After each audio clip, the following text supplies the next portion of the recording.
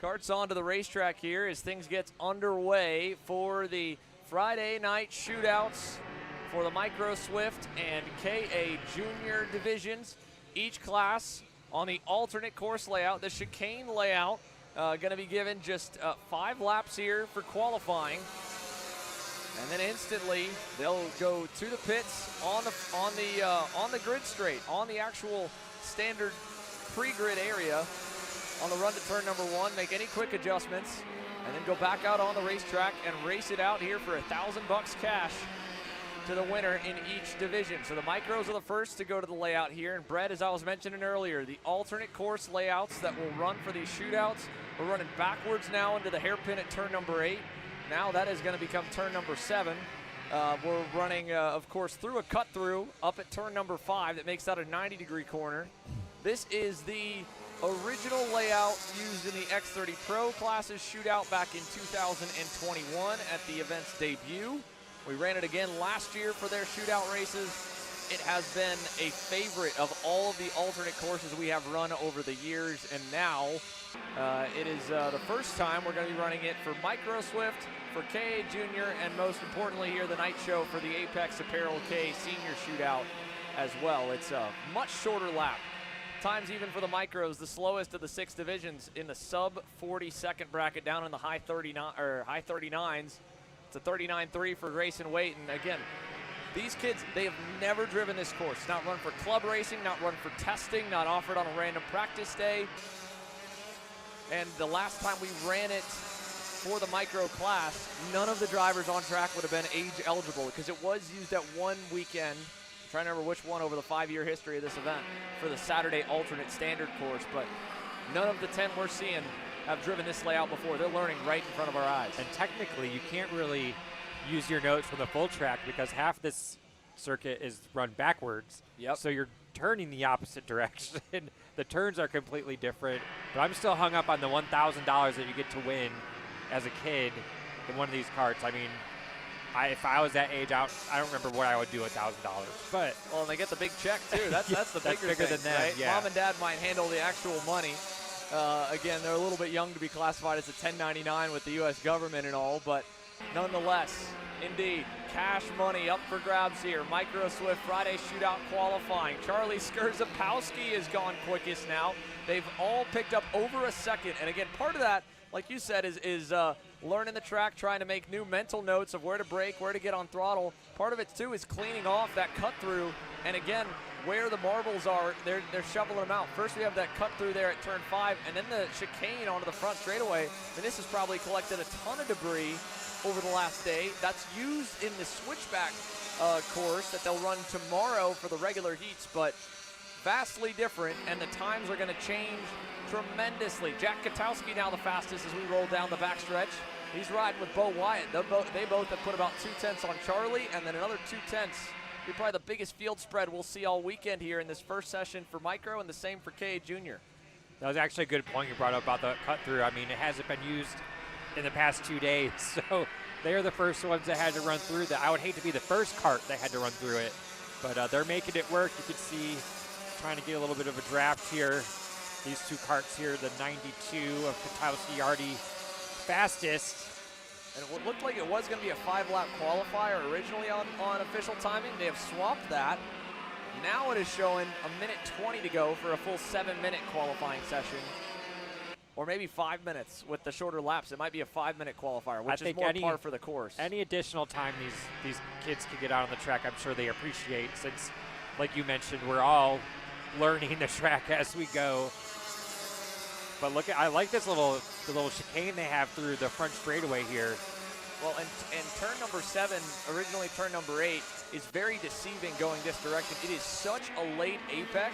We have seen so many dives from 2 car lengths back, 3 car lengths back, and we'll see a lot of that same aggressiveness on this layout, even in the micro splits, because they're having to arc it so much to be full throttle through that chicane and building speed up into turn number 1. So, yeah, we lose some parts of the racetrack with this shorter course, but this is a passing zone you can make from way back. You can defend and do it, and it's so slow coming out because you have to go so late to make it decent rolling corner speed that You can get crossed up before the chicane's even done with. Turn 1 still is a good passing zone. Turn 3 is still a tricky one. And then obviously we have the standard run. They're going to be back up to full speed into 4, but we add a passing zone here at turn 5 for what we kind of lose at not having turn 11 on the circuit. That 90-degree corner is awesome. And again, the next corner goes back to the left-hand direction again, which helps bode for good racing, because if every corner goes back the opposite way, you can defend and white line it, and if you rinse out wide on the exit, you're on the inside for the next turn and you keep it going. Having 2 of the same direction helps mitigate that. And here at the buzzer, quick change of the pole. Charlie Skurzopowski had it for all of a moment there at the end, and Jack Katowski has nipped him again. And look at that, a 37.36. That is 2 seconds quicker than the beginning of the session. So Jack Katowski, top of the heap here in qualifying for Micro Swift's Friday Shootout over Charlie Skurzopowski, Bo Wyatt, Grayson Waite, Alessio Tosti, then Tristan Francisco, Trey Sanders, Franco Schiavo, top qualifier on the regular course today, half a second off to find, and they've only got 10 minutes. They're going to be able to try and find it, because right after this we go to KA Junior's qualifying session. This is where the crews make their money. And you have to, I wonder if, how do you practice something like this? Because it's the only thing you really do all season long. It's only experience of doing it over the years, right? When we did it the very first year, nobody had any real ideas. Now we've got a little bit of an idea of what to expect if you've been at this event before, but that's one of my favorite questions we get to ask, and you'll get to ask a few drivers here tonight. What is it like being a part of it? Even going from the kids now that have moved up into KA Senior, that'll be a part of the shootout race tonight, presented by Apex Apparel. The Fast 5 shootout's vastly different than the KA Senior shootouts, because here they're gridded off of merit, right? This is a qualifying session. It is the KA Senior race where they're going to have an invert and a random grid and an invert of that random grid. And it's a totally different mentality. Again, a lot of old school go-kart club racing over the years had that format for your local racetrack, where you were just randomly assigned a starting spot for Heat 1, started the opposite of that for Heat 2, and that's how you lined up for the main. A lot of them have shifted more to the format that we run nationally over the last couple of decades, and that's doing a hot lap qualifying session, setting the grid that way, doing a heat race or a pre-final, or sometimes straight to your main event. And at the local level, you don't end up making a whole lot of passes because you have more of a field spread, but it's a lost art, and it's something that is an ode to Eric Jones' old street racing days, because that's how they used to do it way back then. And I think you mentioned, it's not like they knew this was the course we're using like last week. No. They were told, what, this morning, I believe? A couple hours ago. This morning is generous. Yeah. We didn't, I think, settle on it until... So it's a surprise up till the very end, yep. really. Yeah, so you need to roll up to the grid with everything you can think, right? Different gears. You're going to get given a set of tires from MG Tires USA as a courtesy, so everyone gets one new set of tires to run just for this session and the next race. And then for KA Senior, that's where it'll also be interesting during that first practice. You'll see some guys sit out for some of the session, or maybe for the first half of it, because they'll wait for everyone else to clean the racetrack and save the tire wear for them so they have a sticker set. Or sometimes we've seen a couple guys sit out the entire opening practice so they have stickers to go out on Heat 1. But different scenario here. Again, moral of the story, even what we're seeing right now, it's a curveball for the kids that haven't been a part of it before. Ashton Woon was a part of the junior shootouts last year, as was Nathan Golseth, the driver behind him. Not on this layout. They ran on the short course, so they take a 180 turn right here at turn 3, and then they run the rest of the layout in full standard formation. So this is the first time for both of them in a KA junior machine. Same for Travis Pettit. But on the short course last year, Nathan Golseth got his asterisk, if you will, first junior national win. Winning the all-star shootouts here, some will classify it as it by the book, right? It's not a true national main event. But it was Nathan's first time on the national stage getting the checkered flag, and boy, was it fun to watch. It was a pack of them, start to finish. This layout will make it probably a lot of the same, and right now he's been shuffled down to 5th. It's Travis Pettit quickest, and the kid right there, the 829 out of Georgia, Callan Berghofer on the BJRLN cart into 2nd, only a couple hundredths off, and he's towing off the back of a 3-pack here. Fernandez in the red and black, Katowski there in the white and red, and then right behind Nico Katowski's Tristan Murphy. Would love a pick-me-up after the way that X30 Junior race played out for him today. Travis Pettit, though, he's been strong all afternoon here. And again, this is a totally different circuit, and he's still strong. So a lot of driver, a lot of great kart, a lot of great crew behind that driver. Well, as he goes down to second now, as Ashton Woon is now our top qualifier with about 2.5 minutes left here in this session. Nice little drafting pack here. We'll see if they stick in line for the whole lap. Yeah, they're going to have a little more time. Again, we were set originally at 5 laps. It'll end up being 5 minutes. It'll be still about another 4 laps if they really want to put them all in, and I bet you most of them will. Meanwhile, the Micro Swifts are probably working feverishly down on the grid to make any last-second adjustments for their shootout race here in a moment as the KA Juniors continue. Now, I noticed through that chicane, sometimes some of those drivers are hitting the curb, sometimes they're not, but I'm assuming it's just so tight in there, sometimes it's hard to avoid hitting that curb. Oh, no, that's by design. It's certainly faster in certain sections. The curb they're going around here at turn 5, because that is also a chicane on the middle of the racetrack on the regular layout, you'll see guys clip it. We saw Turney clip it there at the end of the heat race trying to track up to Paulie. When the speeds are slow, you're not breaking the momentum as hard. And again, if you can keep the wheel straight and shorten the track by jumping it, it's faster. So we've run this layout in the past. Yeah, you're mobbing, 4-wheel flying over the inside curbs on both sides of that chicane. Because again, either way, you were going to scrub speed, right? If you miss them, tighter arc. Here, you're shortening the distance. You're able to make it a little bit of wider radius to get through each of those 2 twists. And it's faster. And Travis Pettit will put it right on display right here as he tracks up to last year's KA Junior Shootout winner, Nathan Golseth. Watch him boom. Left side curb, right side curb. Left side they'll climb the tires on. Right side, they're just going to point the nose of it straight at the curb and 4-wheel fly it. What a demanding setup they have for this little shorter track here. You have nice speed down the back straightaway, but then as you mentioned, the slow corners after you get through the infield section kind of go backwards on if we were on the original course. But Travis Pettit back into the quick time position as about 15 seconds left, so he could take one more lap if he wants. And I think, as you mentioned, I think most drivers will. How to use it as a extra practice lap, even if you don't think you're going to improve that much on time. Get as much track time as you can, since this is pretty much new to everyone. Yeah, every lap you can get here is valuable at this point. Callan Berghofer, equally, right, you're kind of sizing up the drivers around you. This is the other good part of it being a practice session. Everyone's shooting a bit blind on this layout. A lot of the teams, of course, have experience of this layout in similar packages, whether it's the X30 Pro data from last year or X30 Junior data from last year of what gear ratio to run, but it's a different engine package with a slightly different curve on the dyno, so what they use there, they'll take the same kind of ratio or difference that they run in the KA versus X30 packages on a layout they know, like the standard course, and probably try to offset it. By being around other karts, though, you can see where you're strong, where you're weak. This one's a little closer than the micros. To be expected, of course, with the kids with a little more experience. Only 0.3 from P1 to P7, and Hurricane Trav, fastest on track in all 3 qualifying sessions today. Even with this curveball here of going to the chicane course over Callan Berghofer, will join him on that front row for the 10-lap dash for cash. Ashton Woon, Maxwell Macha, Nathan Golseth, last year's winner. Wolf, Murphy, Katowski, Fernandez. Holden Myers in turn a lap here in shootout qualifying. And that, again, goes on the strategy. Save the new set, go to stickers, start from the rear in the 10-lap dash, see if it pays off. Well, the micros are already getting ready to go. Their race will be getting underway here shortly, and it's a frantic look at the grid as they begin to get set for action here in a few moments. Charlie Skurzapowski and the Parolin getting set to go.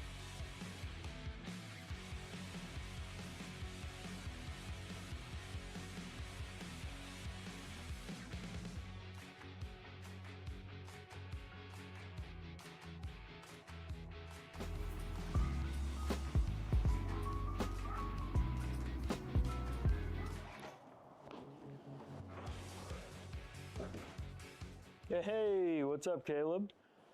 What's up, Brandon? You sound defeated. A long day at the office? Yeah, Got stuck at a cat food marketing meeting for like 3 hours. I don't know a thing about cat food, and I don't even work in marketing. And then I got sent on a coffee run like I was some sort of intern. Then at the end of the day, when I want to go get gas, I just realized everything is so darn expensive nowadays, man. Yeah, you got that right. Like, do you have any idea how much we're spending on Netflix? That's like 20 bucks a month. Do you know how much we're spending on cable? That's like 50 bucks a month. But you know what isn't expensive?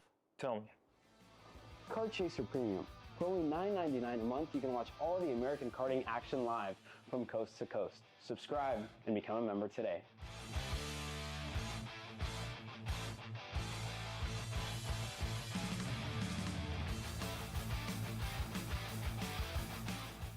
Champions aren't just born on the kart track. At SimShop, we deliver professional-grade simulators with the best performance-to-price ratio in the industry.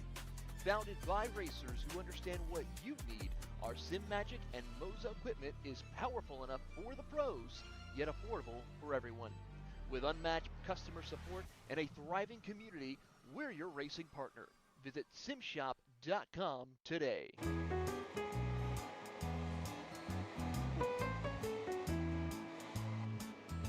Gee, looks like we're missing the engine. What the hell am I supposed to tag?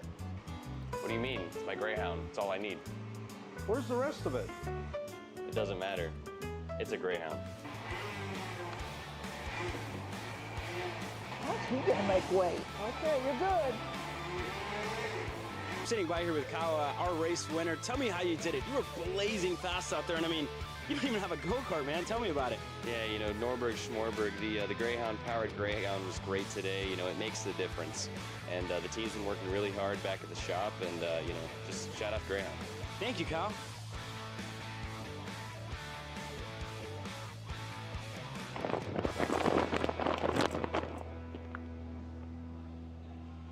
How the f did you just win? Doesn't matter. It's a Greyhound. Macron Motorsports builds champions every day. Drivers who won on the world stage. The Tilton T4 Series is pure spec racing. Same engine, same chassis. When you win, it's because you were the best that day. Your edge is not the kart. It's the setup, the strategy, and the race team. With our Arrive and Drive program, you simply bring your gear, we provide the equipment and the championship-winning support to every event. Stop wrenching, start racing. Your path to the T4 Nations Cup in Spain starts with us. For more information, contact us at macronmotorsports.net. Are you ready to get behind the wheel? From Formula One to NASCAR and IndyCar, all the pros start here.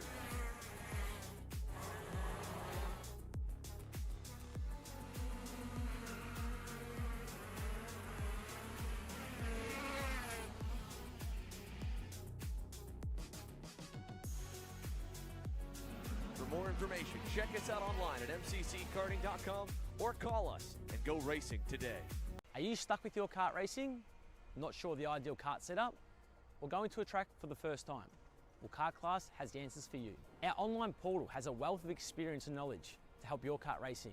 From kart setup advice to track guides that are targeted specifically to your circuit, or the driver coaching aspect with mindset, racecraft and driving techniques. If you want to take your karting to the next level, visit us at kartclass.com.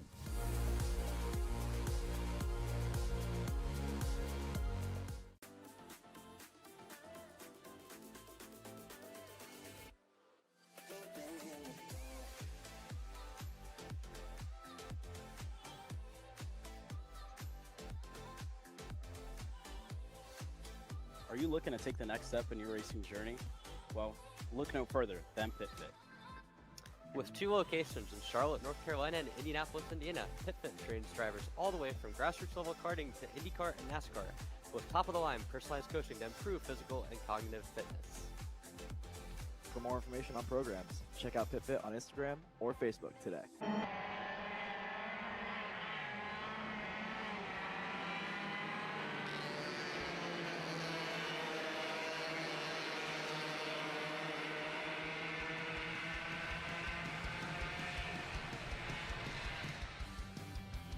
Well, you saw them qualify moments ago. Now it's time to let them loose. Our first of 3 shootout main events tonight. Charlie Skurzapowski and Jack Katowski will be the front row. Jack on the inside, Charlie on the outside.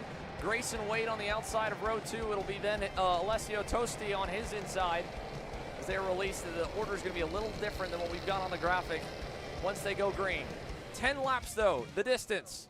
Ready for action here for the micros to kick off the night show on the sub 40-second chicane clockwise layout. We are underway. No green on the first time by. And they were waiting on one, Bo Wyatt. I'm not sure if that was the cart. We saw one cart spin out on the That was warm-up Charlie lap. here, yeah. Charlie he did a full 360. The 33. They're definitely ready to go if they're warming up their tires so much on the warm-up lap that they spin. But again, they just got done making all the changes to their cars, if any, after that qualifying session. So that was, I mean, if I was a crew member, that was quick. I mean, we had one race, that was it. They had to get them back on track. And you can see it was busy. Here's a look back at the Shop AKR replay. What was happening with Bo Wyatt? Again, these shootout races here, inviting the best drivers from the day. We want to get everybody out there. Great sign of all the teams working together, trying to help them out. They were able to get the number 51 out on the circuit. He's trying to catch up as quick as he can. It looks like he'll get there. He's going to round right through 5. Yep, he'll have plenty of time. They're going nice pretty and slow so we can get up there. Ooh, there we go. So here we go. We'll try it again. Bo Wyatt trying to get his place into line. Alessio's going to let him on in. 10 laps. A short track. A chicane run to the front stretch. This will be the only time they'll go the full distance down the main straightaway. Green flag in the air. The Micro Swift Friday Night Shootout screen. And Charlie Skurzapowski from the outside lane gets a monstrous start. He'll lead the field up the hill. And for the first time, they'll rock it down the back straightaway. Micro Swift screening away. Nice lead here into the sweeping corner before now they get down into the different part of the racetrack that they've raced all afternoon. They're really wheeling it over that transition section there. As now they're going, as we mentioned, backwards down the original layout, and then now they're going to come back on the front straightaway through the chicane. You can see they are battling in the back, but all that matters is this win for that $1,000. Indeed.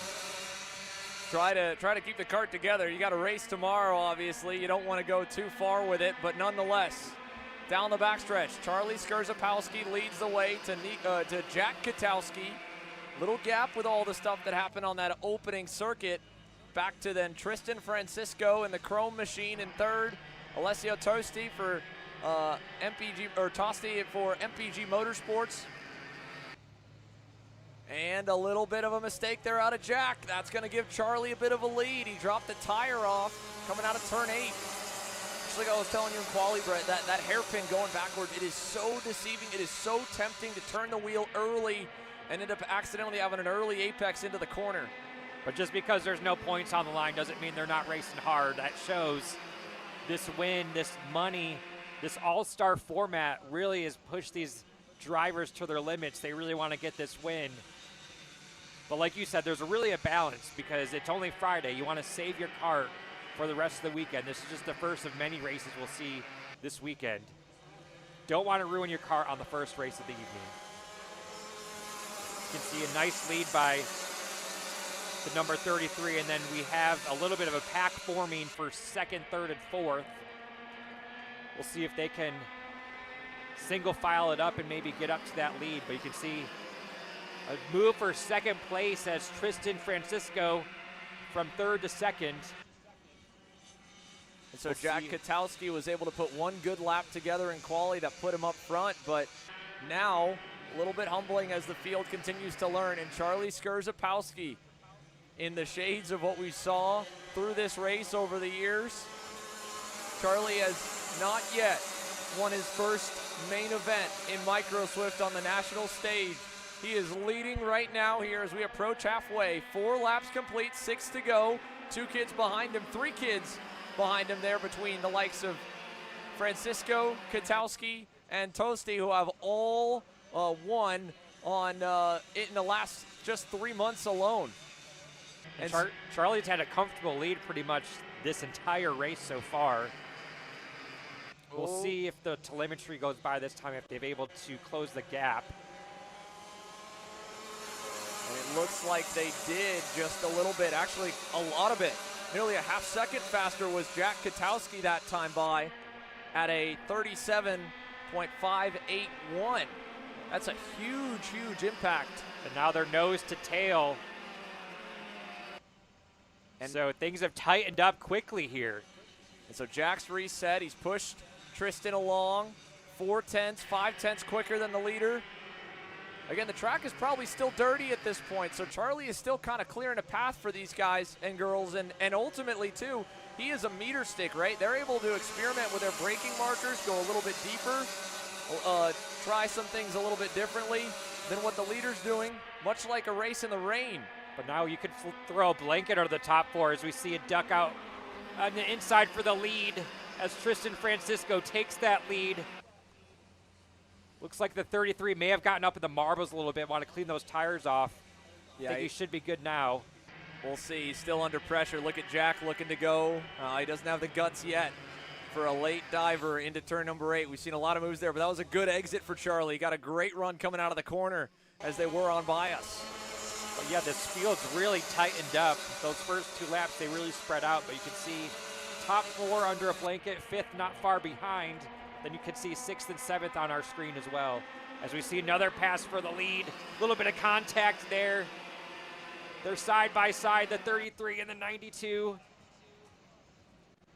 And now, in the infield run, back over to the chicane. This time by Jack Katowski and Charlie Skurzapowski. We'll see the 2 to go signal. It's almost 8 of them lined up. Oh, a little mistake out of Alessio in third. Here comes Francisco. 2 to go. The 2 leaders are going to get a gap because of this now. Charlie will take him up the hill, and he's only got 1 on his heels. That means Jack can go anywhere he wants. He doesn't have to worry about pressure from behind. They're mixing it up out there as now Jack Katowski takes the lead.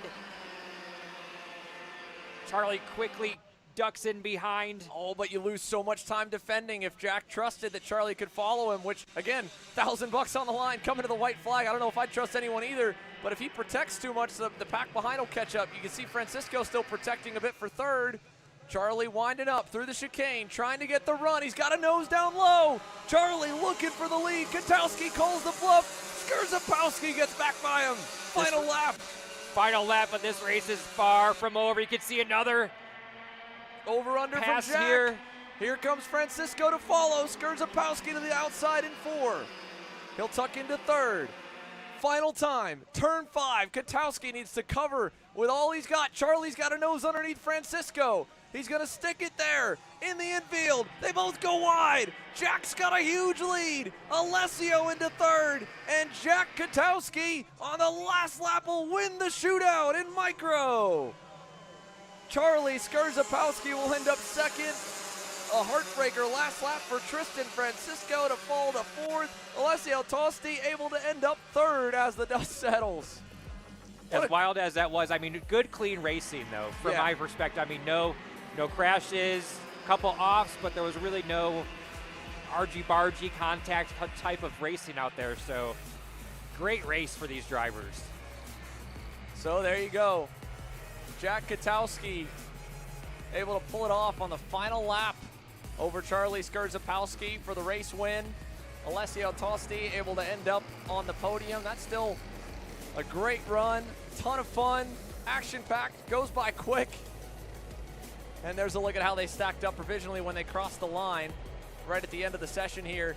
Even close further back as well. Franco Schiavo, Emma Dalton, Kip Knaus able to all keep running. Unfortunately for Bo Wyatt, we saw that he had problems leaving the grid. It looks like they plagued him and he went out on lap 2. Yeah, hopefully they can get that fixed. They have all night tomorrow. Hopefully get whatever's wrong with the cart fixed. Plenty of time to come back strong tomorrow.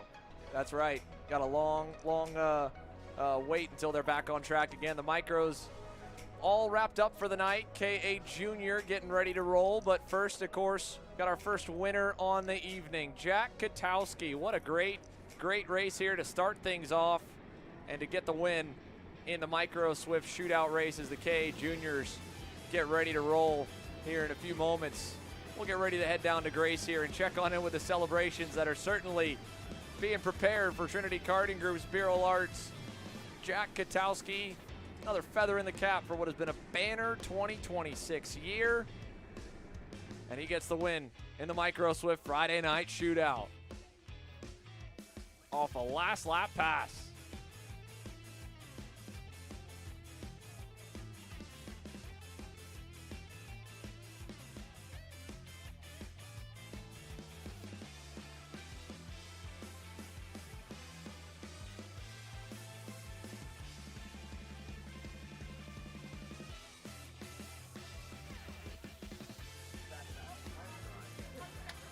Jack, what a race that was, especially that last lap. Tell me about it.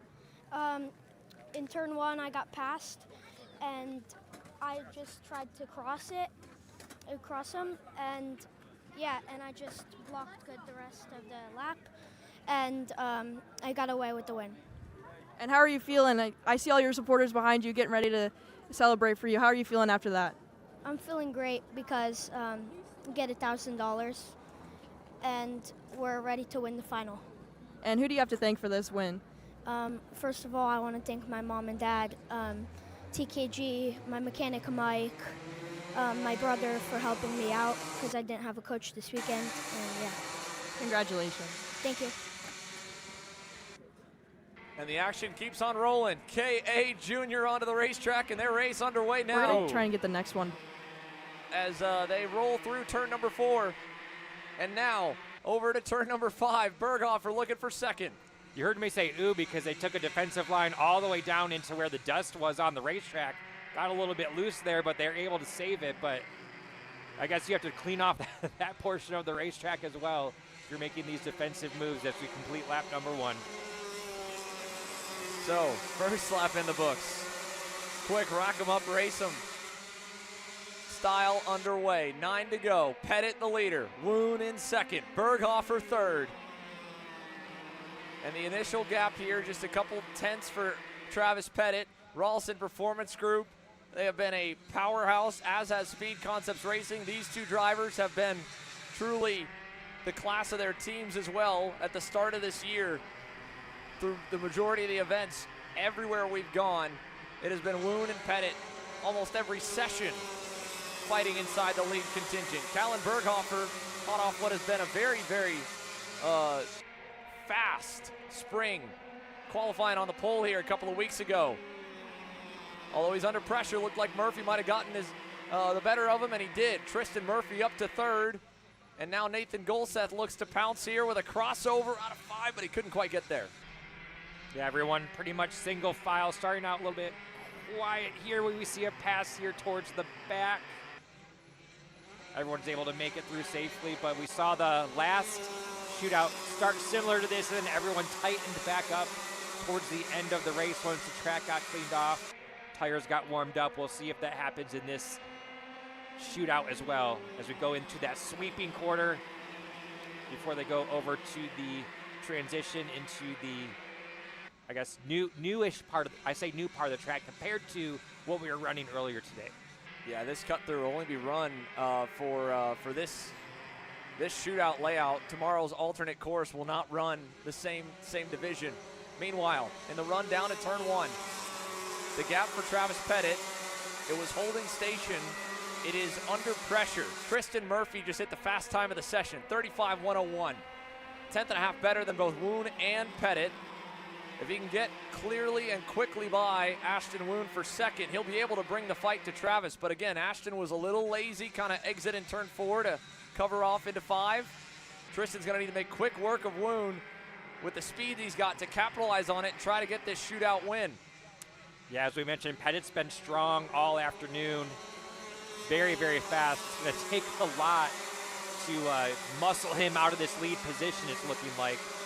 I don't know, Woon did knock about a half-tenth off the gap last time. Now Murphy has an open door. He'll take it into the bowl.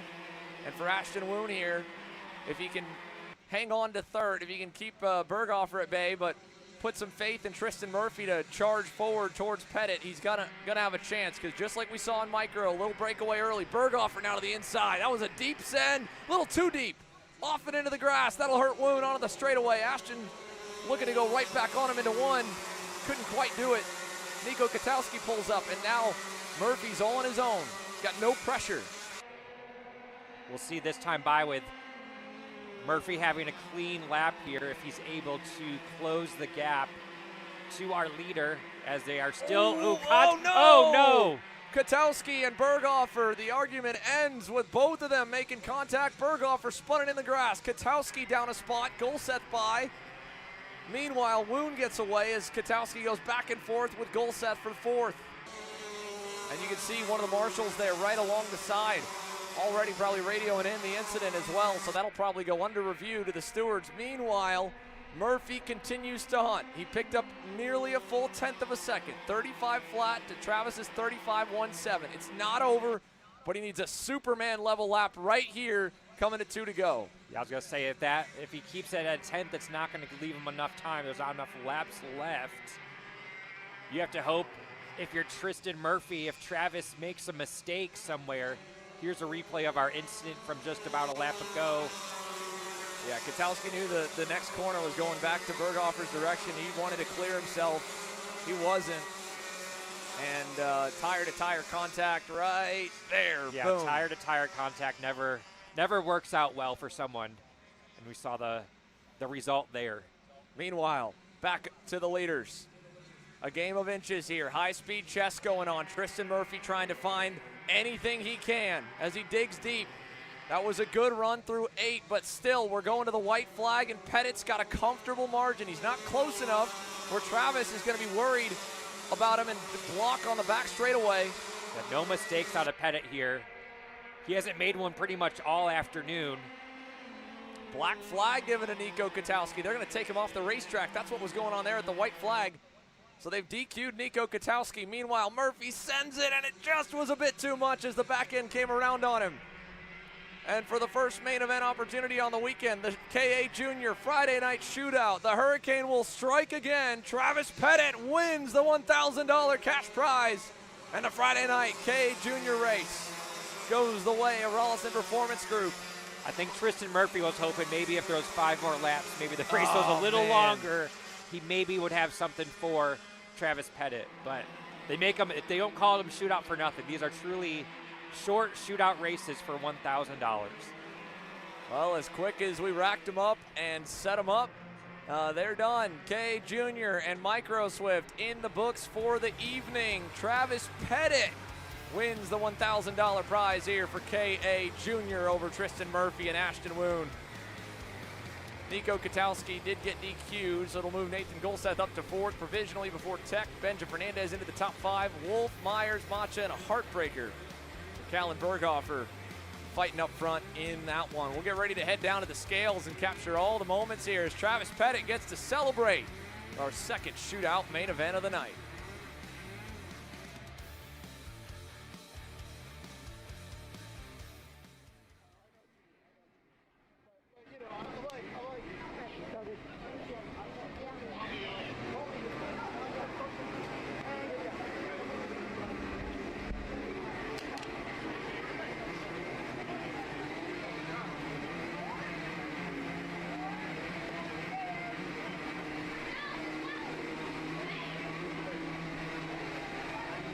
Travis, you were absolutely dominant that whole race. Tell me about it. Yeah, I mean, I just had my head forward. I knew we went higher on pressure, so it's good we got out to the front early. You know, I was just nailing my marks every lap, you know, because it's $1,000 on the line. I wanted it so bad, and I got it, so happy. And I couldn't have done it without Rollison Performance Group, my mom, my dad, my family watching back at home.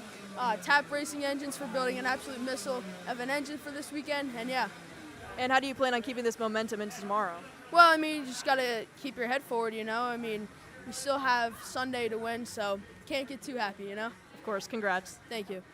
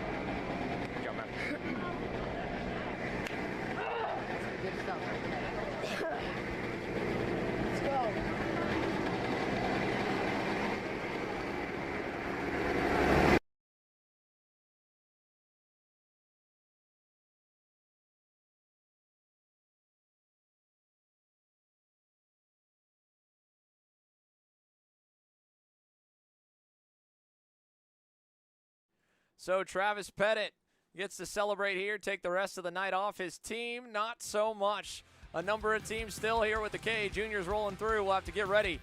The Apex Apparel, KA Senior Shootout. Another couple big checks coming for that one. $4 grand on the line.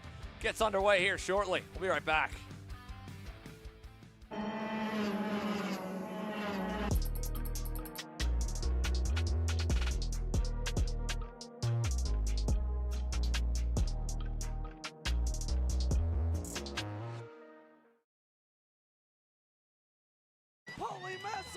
Wins the Wisconsin Grand Prix. James Overbeck on start number 2 gets win number 1 in OKN Stars. On track or off, Brandon Jarscrack Racing delivers elite performance. Led by 4-time Pro National Champion Brandon Jarscrack, our team masters driver coaching, data-driven analysis, and mechanical precision at every national event. Contact us today at BrandonJarscrackRacing.com.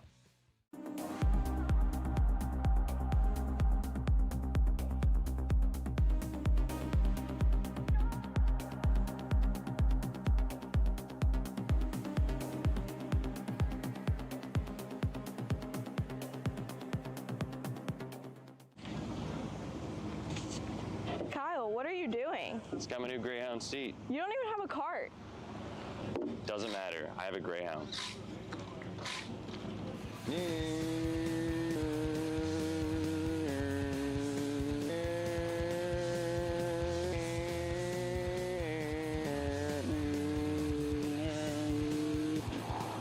the f is Kyle Cuthbertson? Doesn't even have a go-kart. Doesn't matter.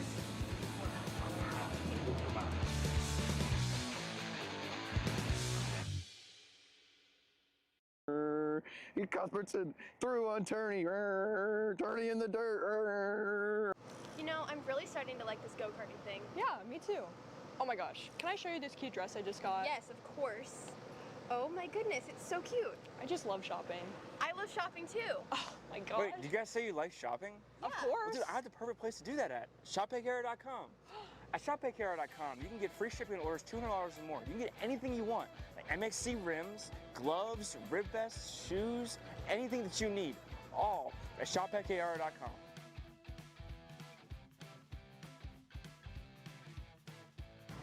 Who is he talking to? No idea. But we're gonna have to check it out. Sounds like a great deal. Sure does. Cat food marketing. $9.99 a month. Dude, Caleb, wake up. Dude, we're live in 5 minutes. Let's go, come on. What are you doing? Dude, I'm so sorry. Xander had me in a cat food marketing meeting till like 2 a.m. last night. Come on, man. Do you have anything I can drink? Dude, I got the perfect thing for you. Perico, it's a healthy energy drink alternative. Perico, non-GMO, gluten-free, kosher, magnesium, B12, B6, Yeah, it's good. B5, biotin, and zero sugar? Pericazo! Try Perico, made with natural ingredients, organic caffeine, and supports your metabolism. Try the new official energy drink of Kart Chaser.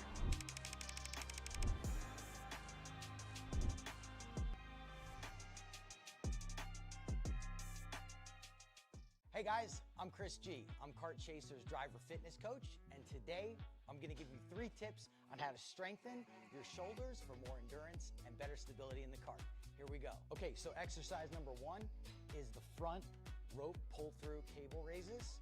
Okay, now this is the upright cable row. What you are doing here is you're picking a straight bar, as you see, and we're working the side areas of our shoulders, the medial. Exercise number 3, the dumbbell shrugs. As you guys can tell, I like to pause at the top before releasing. It's great for your strength, for that wheel stability. It's great for those shoulders and that upper back area. Chris G coaching, race ready training that carries into real life. That's what we do here. See you on the next one.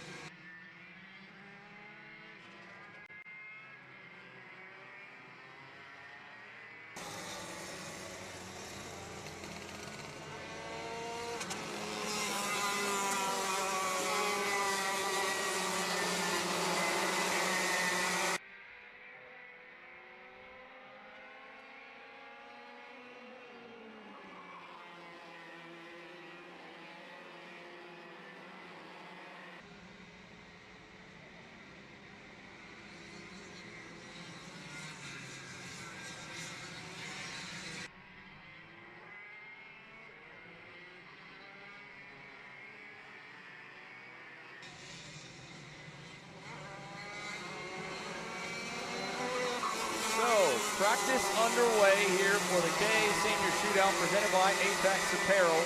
And as we get set to go, we've got Brett headed down to pit lane. He'll be chatting with a number of drivers along with Grace after this practice session. But I got a couple of drivers in the booth here for tonight's show joining me. One driver obviously taking a quick cut through into the pit lane already. That's Caleb Gaffera. But Alex Stanfield, Ryan Raffa, as we kind of take in this practice session here, 15 drivers are in total on the list for tonight's KA Senior Shootout. 10 of them pointing in. 3 promoters picks from IAME East. 1 promoter pick from Apex Apparel. Enzo Vidmontien off the Apex Apparel pick. IAME USA East had 3 picks to go on into the show. Max Christea, Caleb Gaffera, and Dalton Haynes. And then Meyer Lewis won the Kart Chaser fan vote on Facebook earlier today. But now, as we bring the field onto the racetrack, we're seeing the difference of strategy. So you boys know this. You boys have both been a part of the shootouts, Ryan and Alex. So Alex, I'll kind of allow you to elaborate a little bit why we're seeing not everyone take advantage of the time and a couple of drivers that are just now going out on the racetrack. Yeah, I mean, it's different with the shootout. You know, you have to start on the new tire, and you only get, you know, a little bit of practice. But these guys have run this track previously, so they know what they're doing. You know, you get the setup right, and you know you're comfortable, so they'll just save the tires and come in early. And equally, Ryan, about waiting, you know, for the first half of the people to go out now, like the couple of drivers that did to do a quick sighting lap. You let everybody else clean off the circuit for you. Yeah, exactly. Last year I did something similar. I ran the end. I ran like 3 laps, broke in the tires, threw down some good times, made sure gearing was right, and you come in as long as you're happy with your setup, your gearing, then you're good to go. So only a couple left on the circuit right now. AJ Myers, fastest overall, and Meyer Lewis off the fan vote, second in the session here. He only ended up right around halfway through the heat points. And now it is just Aiden Levy out here taking laps. He just now went out. We've seen nobody do more than 5. He's just completing his second. And like you said, Alex, we've run this track before. This was the alt layout. I'm trying to remember the year, but I think you were here for it. It was 2022. Yeah. 2022. We ran this on Saturday, and that was after how good the X30 shootout was in that first year. It was like nothing else. And here, even still, Jared Clark hasn't gone out yet, still waiting on the stickers. Yeah, I mean, 3 minutes left on the clock, and it's all the BJR guys just waiting. So that's your guys. Yeah, it's my guys. So that I mean, they know the track will be better at the end, and they only need about 2 laps. I'm sure they're comfortable right now. Did you hear any insight to the strategy? What was the plan, or were you too busy on your phone over in the tent, Alex? Oh, you know, I'm always somewhere else where I should be. So you know, I didn't know the strategy, but you know, they know what they're doing. They've won the shootout with Paulie, or Paulie's won the shootout. You know, I'm sure over 3 times. So I mean, he knows what he's doing, and you know, Brandon knows how to run a team. Yeah.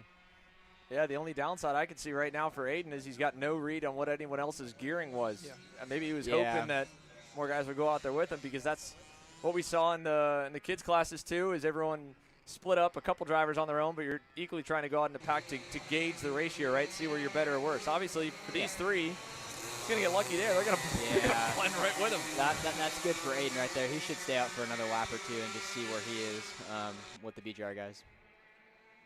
What do you make of this here, Ryan? If you were in their shoes, would you have waited all the way to the end right here? I don't know if I would have waited this long, but like Alex said, they know what gearing they're looking for. They know what setup they're looking for. They're not out there guessing. They're just scrubbing the coating off the tires. So if I was in their position, would I have waited that long? Possibly. Well, Alex, Aiden didn't take your advice there. He's going straight on in. Yeah, it's interesting. I thought he'd stay out a few more laps, but you know, he's already done enough, I'm sure, and you know, you don't want to put the laps in the tires. So if he's comfortable, you know, to his credit, dude. I mean, to his credit, he's P1 by 4/10, so he's figured something out. So we'll look for him, yeah, and he's done 4 laps. I mean, he's about the same as everyone else right now. And I'll ask you guys both here, as we're starting to see the lights begin to light up the track more than the sun. We're just about to nightfall. Ryan, you first. What is the first thing that comes to mind for this place of what you have to do to be able to be quick at night, either adjust in driving or setup? Well, I will say last year I ran the shootout, and I was very surprised by how much the track changed when the sun went down. With the sun up, had a lot of grip. Tires came in pretty quick. When the sun was down, it took 3-4 laps in the shootout for me to get going, and it definitely caught me off guard, and I lost some spots. But I'd say that's the biggest, is the temperature.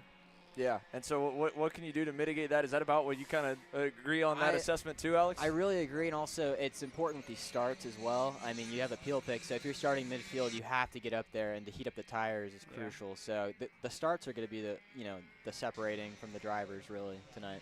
Yeah, in the shootout, if you don't fire off quick, it's over. Yeah. You just get eaten up.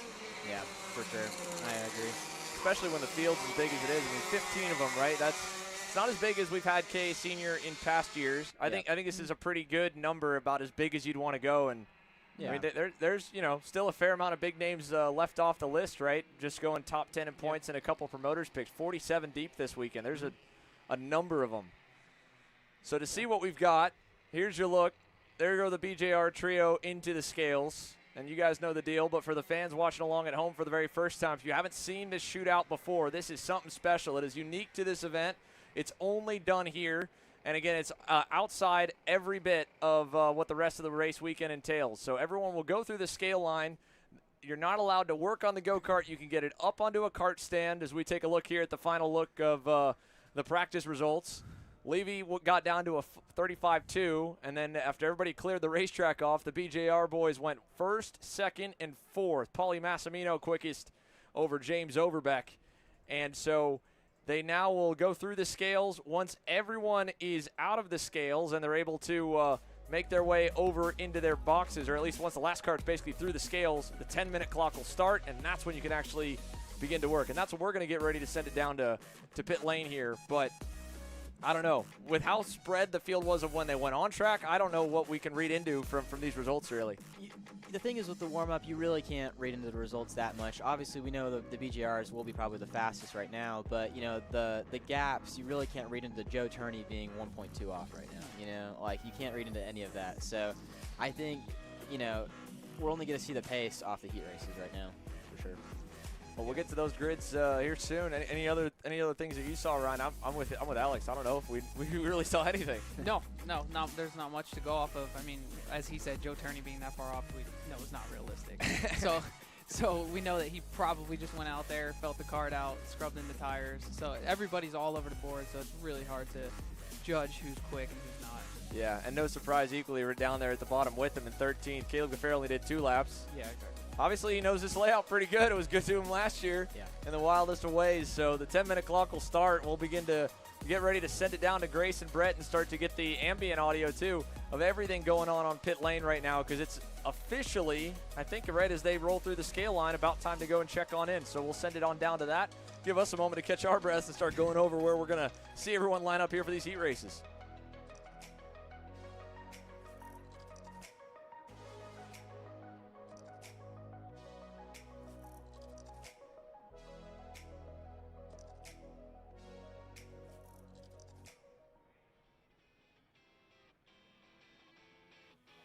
I'm here with Billy Vincent, and Billy, as you can see behind us, you've got 3 MPGs partaking in this shootout today. How is it feeling for you? Are you feeling a little overwhelmed right now, or cool, calm, and collected? No, we're cool. Panic slowly is what I always say. But at first we're like, oh, we have 3, plus we have Benja and the juniors. Like, good problem to have. We have 4, but holy shit, we got 4, right? So, but we got a good plan here, and everybody's just doing their thing, staying nice and calm, and enjoying this thing. I love this event. What's your favorite part about it? The shootouts are awesome. Like, just kind of anything can happen. You got to be prepared for anything, and you only got 10 minutes or 12 minutes or whatever it is, right? So it's super fun. Awesome. I'll let you get back to work. Right on. Thank you.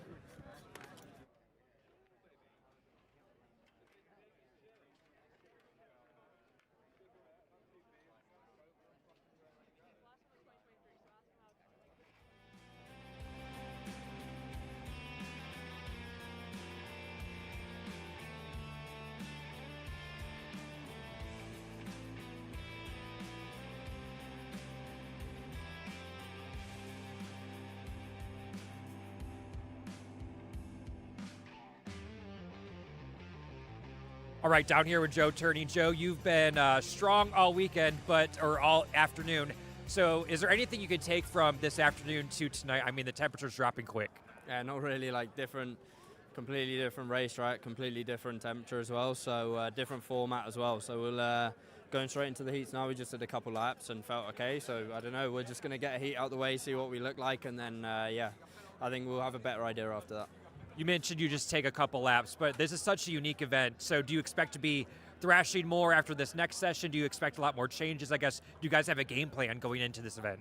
Yeah, I mean, like, hard to tell anything from there to make changes. So not a massive game plan, just sort of educated guess what we think should be good. Let's get a race out the way and see how we look. If we look good, great. If we don't, then we've probably got some changes to make. You actually answered my next question. I was going to ask, it's a long weekend, so how hard do you push it tonight, or do you kind of try and save your stuff for the rest of the weekend? Full gas, try to win the money.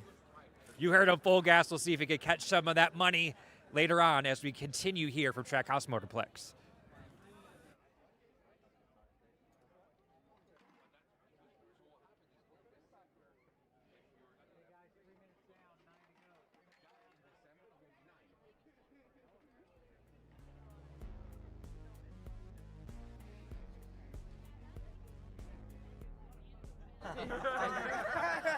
I'm here with Frankie Mossman and some friends. And Frankie, I was just wondering, how is it like for you to be on the other side of things? You've been racing this event for the past 3 or 4 years now, so what's it like being on the other side? It's different, definitely. Like I'm a bit in the deep end now, working. I want to be out here racing against all these guys. Like I do think that I can still be competitive, even without driving. But I'm in the same position as Justin and Jeremy. Jeremy's racing, but now being older, I gotta be able to pay my rent, So probably make a Supernats appearance or come in for Rock Vegas or something like that. But as of right now, I'm really focused with Mason. Awesome, thank you. Yep, thank you.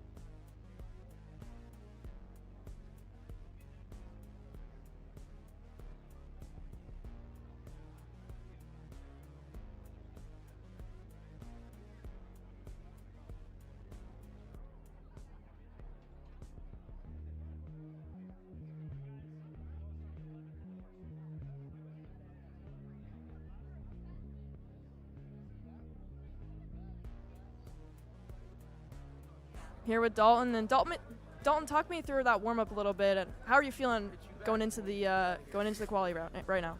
Yeah, I'm feeling good. I mean, we haven't had good luck with the quali and heat race. Like I'm really thankful for all the help I got from Revolution's engines. I was really happy with that, and I have a lot of help under this tent with Mark Steele and Smoker Sprockets.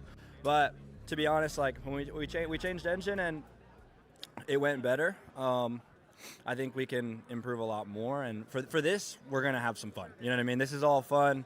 It's a great event that Eric's putting on, and it's fun every year. And I think I've podiumed every year in the KA, almost. So I'm just gonna go out there, and I know I got a good team behind me, so I'm just gonna see what I can do.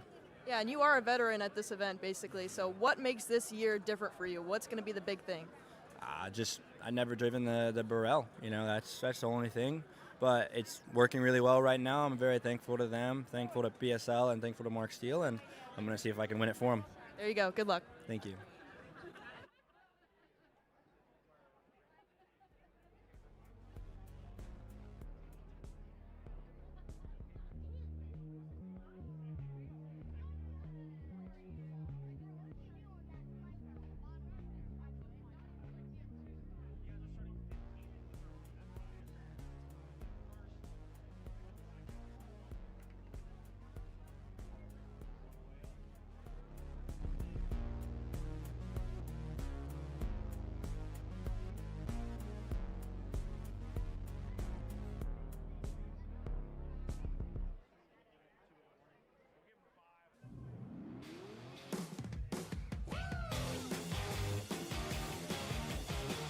Out here with Alex Vanchev. Alex, what are you expecting? This is such a unique event. You guys are kind of taking it easy right now.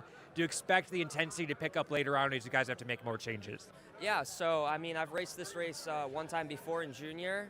I know how kind of chaotic it can be with setup changes and also maybe crash damage.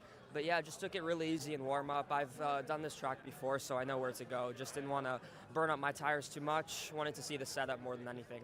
So what do you think about the weather today? Normally, sometimes it can be extremely hot here, really cool tonight. Do you prefer hot racetrack, cooler racetrack? I guess, what are you expecting tonight when you go out on there?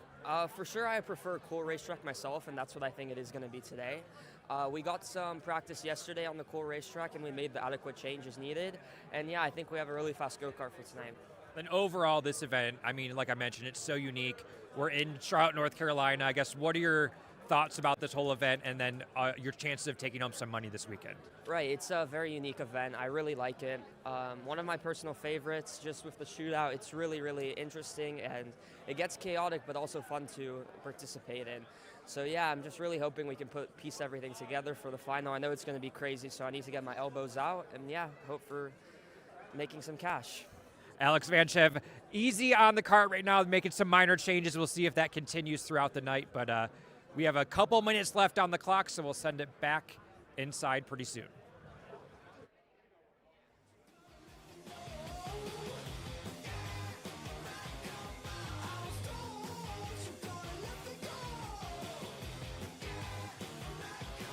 Here with Brandon Lemke, and let's just say over there it's a little chaotic, but here it's pretty chill. I mean, he's not even touching the go-kart right now. Talk to me. How your day today has been pretty awesome, but tell me about that warm-up and what you've been picked for the heats. Yeah, I mean, it was we had some help from Ashton Woon, who was just in the KA100 shootout, and he gave us a little bit of tips here and there. So with how the kart is, we've kind of already set it up for what we think was going to be, and same with gearing and all that stuff. And yeah, starting 13th for this first heat, and then with the inversion, we'll be towards the front of the next one. Awesome. Well, they just took your kart out. Then everyone's about ready to get out onto the racetrack, so I don't want to keep you waiting much longer. Good luck. Thank you very much. So there we go. A little bit of intel from Brandon Lemke to close things off. As Grace mentioned, pretty calm over at the Speed Concepts Racing Group while we get set to go green here for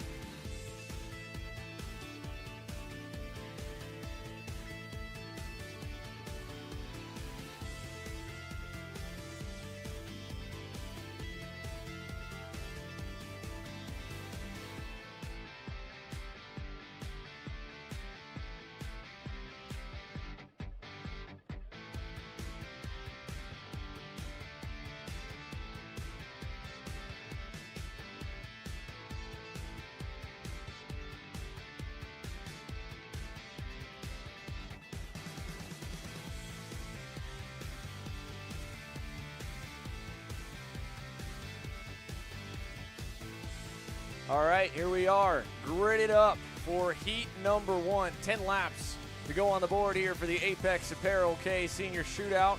It's a random assignment for the grids. James Overbeck and Caleb Gaffera got lucky to start heat 1, but that means they're going to be unlucky. They'll go to the rear for heat number 2 as we get set to go through the lineup. There's Weston Workman on the black and blue and yellow Pantano chassis for Timmy Tech. He'll line up third here for the opening heat alongside Paulie Massimino, the winningest driver in shootout history, starting on row 2. Then it's a rookie, all row 3, Alexander Vanchev and Max Christia. Row 4 will have Dalton Haynes and Joe Turney. They've been side by side a couple times at this place before. Jared Clark and Meyer Lewis. Clark's second KA senior appearance. Lewis, his first, getting in off the Kart Chaser fan vote. Colin Lloyd will start back on row number 6 alongside Enzo Vidmontien. Row number 7, A.J. Myers and Brandon Lemke, and tail end on the field after going out for basically the entire session by his lonesome in warm-up will be Aiden Levy, but that'll give him the pole for heat number 2 when we flip things around. So, boys, last couple thoughts here. We heard a little bit of the interviews. We were kind of going over things, too. Either one of you guys, last moments here before we go green? They'll be aggressive. Yeah? 100%. It's the first heat, but there'll be some aggressive racing for sure. All right. Anything else? That's it? We're good? That's it. All right, we're ready. Let's go. It's dark. The lights are on. KA Senior for the Apex Apparel Shootout. Heat number 1 coming down the tram lanes. James Overbeck on the left in the BJR blue and white. It's Caleb Gaffera on the right for Hoach Driver Development. We are underway, and this one looks to be a good start through turn number 1 for the first time. We'll take him up the hill now and get him to full song down the back straightaway. We've got the field fully clear down in turn number 4. Pretty clear start for Overbeck. Yeah, so far so good for everyone all the way around. Looks like a good, solid start here for the leader. Now Workman up to second quickly. Yeah, and here comes Vanchev as well on Caleb, but Caleb's going to hold the outside nicely here. And then we got one off. It's Clark off in the grass. Oh, man, Jared Clark will drop back, and we'll get our first lap across the line. A couple of drivers dropping the wheel, and Vanchev really wide as well. He was nearly staring at the field through the right shoulder. And now he's stuck on the outside. He's lost a couple positions now in turn 1. Yeah, that mired him right back in the back of the pack. Yeah, and the top 3 really getting clean away here. Grafera in 3rd, and it looks like Pauly in 4th here. So away we go. James Overbeck to Weston Workman to Caleb Gaffera. Workman already rolling right up smoothly here to Overbeck as they go to the infield hairpin. James knows it. He's going to start the blocking right now, boys. Let's stack them up. Yeah, stack him and pack him. Pauly will be there soon, but Weston, I'm sure, does not want to see this. He wants to go forward here. Yeah, if I was Weston, I'd be pushing hard. Oh, and over the top. Oh, they're both off the racetrack. The leaders colliding in the first heat race on the second lap. Weston Workman and James Overbeck. That was horrendous. So exactly what you don't want to do. Caleb Grafera to the lead now. Wow. And he's got a huge lead. Now if you're Caleb, you're just putting your head down and trying to turn laps. Man. Sparks flying. Too early, boys. Airborne already. Lap 3. Yeah. Well, that didn't last long. Yeah, no. It looked like they had a little bit of a breathing room, and that's gone. Yep. Well, here comes Pauly now. He'll be catching up to Caleb. And Dalton Haynes up to 3rd on the Burrell. So we'll lock back in here and try to pick up the pieces of what we've got going on. Caleb Gaffera is getting hunted quickly here by Pauly Massimino as they roll through, and we'll get ready to take a look back at that moment as well. But first here, challenge for the lead. Pauly hunting down Caleb G into turn number 8. He's already eaten that gap up. It was about half a second a moment ago. There's a look. Look at the Sparks Workman, and then he lands it. Oh my God. I think Workman thought he had room up on the inside, and I don't think Overbeck even saw him coming. That was insane. It'll be interesting to see if Caleb goes defensive on Pauly. He doesn't look like he has the pace over Massimino. It'll be interesting. Is he going to defend? No, he'll let Pauly go here. Smart move. Yeah, this is a points race, right, boys? Yeah. This is about just survival to get to the Exactly. main. Take care of your tires. I'm still trying to figure. I think it was the side pod of James that just got shot into the air when Yeah. Weston came down, right? Yeah, I believe so. Crazy. Unless it was Workman's front nose. Maybe. We'll have to see. Something went about 30 feet up in the air and straight out of frame. Meanwhile, coming to the halfway mark. 5 down, 5 to go. Pauly leads the way to Caleb. Back to Dalton Haynes in 3rd. Turney, Vanchev, Christea. Biggest mover, Brandon Lemke from 13th. It's already up to 7th. Climbing. Yeah, that'll be great for Lemke. He'll be starting in the front for the next heat race, so the points here will be great for Lemke. That'll give him a solid starting position in the final. Well, let's see if Grafera can learn anything from Pauly here. I don't know if he'll be able to keep up, but Dalton Haynes and Joe Turney, I'm sure, might be working together to catch up to Grafera. Yeah, they'll be closing in on 4 to go, and the top 2 are pretty much gone. The midfield, this is a scrum right here that we're checking in on. That's Colin Lloyd. A.J. Myers off the racetrack onto the front straightaway. Yeah, and Clark was off on the first lap. He's got his way back up to 9th already, too. So good, solid recovery for Jared Clark. Yeah, good stuff indeed to get back going. Again, you don't want to give up in any of these races. I can only imagine what the the scramble is going to be in the BJR and Timmy Tech pits here after the only 10 minutes, right? And they've got to get those carts at least somewhat fixed up for Heat 2. Yeah, it's an extremely quick turnaround. I'll tell you from experience last year, even just changing a gear, I popped a chain in practice. You run out of time quick. We do. Meanwhile, Vanchev continues to roll. That'll be another one back up the board after going backwards early. So Haynes lost 2 spots that lap. He lost it to Turney and Vanchev that lap. So he's back to 5th. And yep, A.J. Myers able to get away from him too. Now Lemke continues his forward march. If he goes from 13th into the top 5 here, boys, he's going to be sitting pretty for the pole in the main. Look at him, Brandon Lemke on the bumper of Dalton Haynes. Looking. Well, oh, a lot of move from Dalton. That was insane. Last second, pulls the pin, 2 to go. And that's from that shootout experience. He knew he could do that on the rookie at Vanchev right there. Yeah, if you run the shootout before, you know turn 7's a hard one because you have to open up for the corner to make good pace. But when you open up too much, contact on the back straight. Vanchev in the air from Dalton Haynes. They are not stopping right now. This is just madness. And again, seconds away from the leaders. They're into the white flag. They're still pretty close together too, but Dalton and Vanchev are going at it. That's going to back them up to Max Christia and Clark's pack. White flag out now, 1 to go. The leaders down to turn number 1. Meanwhile, Christia teeing up. Crossover. Vanchev's got a nose on Dalton. Christia trying to go. And Vanchev will get that spot, and Dalton, I think, is just now having to protect to the end of the race. Meanwhile, out front, while this all goes on, Paulie Massimino headed for home here to turn number 8, boys. That'll do it. Caleb Gaffera staying close with him. He'll make do of a decent starting spot outside row. He'll net neutral. Massimino 4th to 1st. Looking for Apex Apparel shootout win number 4. He'll start it off with a Heat 1 win. Yeah, what a heat race there. A lot of drama, but Paulie Massimino and Caleb Gaffera keeping their nose clean. That's a dream heat race if you're Massimino and Gaffara. Gives you solid points. You were able to take care of your tires. And Turney as well. He started midfield. He came up to 3rd. Yeah, that's impressive. So, and Lemke up to 4th at the end. Brandon Lemke purple as well, 34.652. Well, that's what you want. A solid, clean race here if you're Paulie Massimino and Caleb Gaffera. On the other side here, teammates in the form of James Overbeck to Paulie and the lone Timmy Tech entry of Weston Workman in trouble. Contact early. Sparks in the air, parts flying.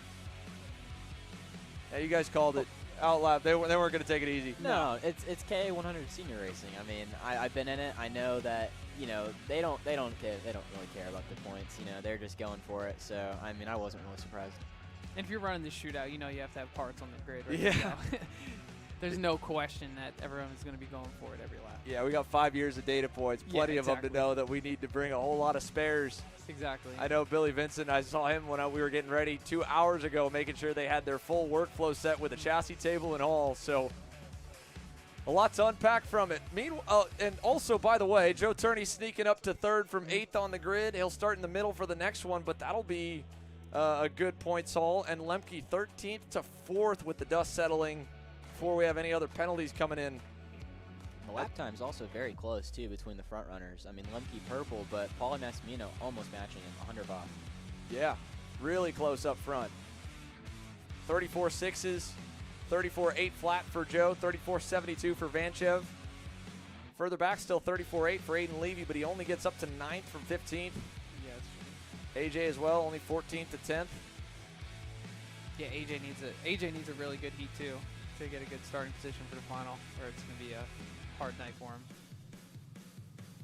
Well, they're act out the scale line. It gives us a couple moments here to show you guys some of the images from the carts that don't have any damage on it. We'll see if we can't get a close-up of the 2 that'll be coming in. This will be interesting. I was just going to say, we need a camera on the BJR crew when they come in to look at James's car and Weston Workman's car as well. Weston's going to have some pretty severe front-end damage. And James, I think James is mostly the rear and the right side. I mean, yeah. It's going to be a short 10 minutes for that crew. It's going to feel like, the shortest 10 minutes of their life. So I'm sure they'll be working as hard as they can. I don't know if they would even have time, like on Overbeck's cart, to change an axle, or if they would just try and straighten it. Like, we'll have to see how severe the damage is. They might be jumping on that cart. Yeah, exactly. I don't know how. You have to go old school. Well, again, what about Weston's front end, right? How much that frame's probably bad. tweaked. How much can you get all that apart and then put it back on? You can't. We've seen so many of these shootout races where guys are just having to tough it out with a bent tie rod, bent steering column. Yeah, I mean, It's the games that they play. You know, you want to go for moves like that. You know, you might have just cost you the entire night right there. Yeah. So give it a minute here. That's what they're waiting on. They're letting everyone go through onto the roller cart here. They're going to wait to roll the scales. See if we can look. In that So back right corner of Overbeck's cart. Pretty the severe side pod was damage. still on it, or at least they put it back on. What did fly we need like off? another slow-mo here. A little bit. It'll be Yeah, headed we to need us in a replay. minute here. You can see the steering wheel's crooked. Any reason you think those guys aren't sitting side by side? Yeah, yeah, you're not going to smile out of them. No. Some pretty severe damage to Overbeck's rear bumper. So look at this. So here we go. James looks over. Oh, he did look. But Weston hit the curb. Yeah. Oh. I don't know, man. That's about 50-50. Two boys. I agree. They're both going for the same part of the racetrack. Overbeck definitely knew he was Weston's side pod. That's what that was. That's what it was. I mean, you're both going for the same part of the racetrack. No? I think it's a fairing. Oh, you think? Look at this. A shot.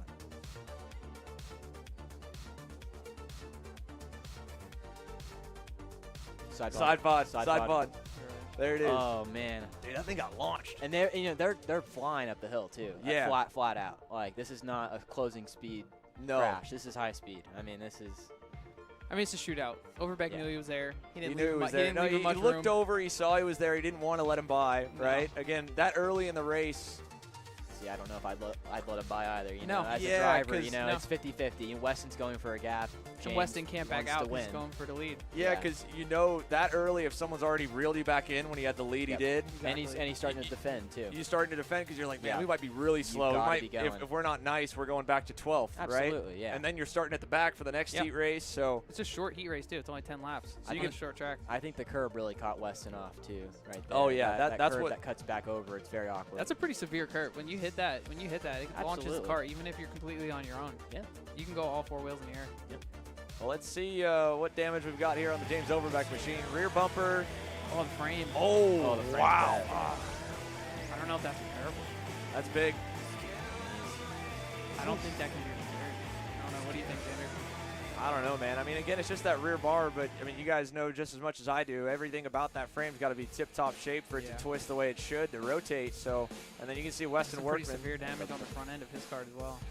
Yeah, we'll see if we can get a better look. It looked like at least, I mean, you'd imagine at least the left front tie rod had to have snapped off that. Oh yeah. Absolutely.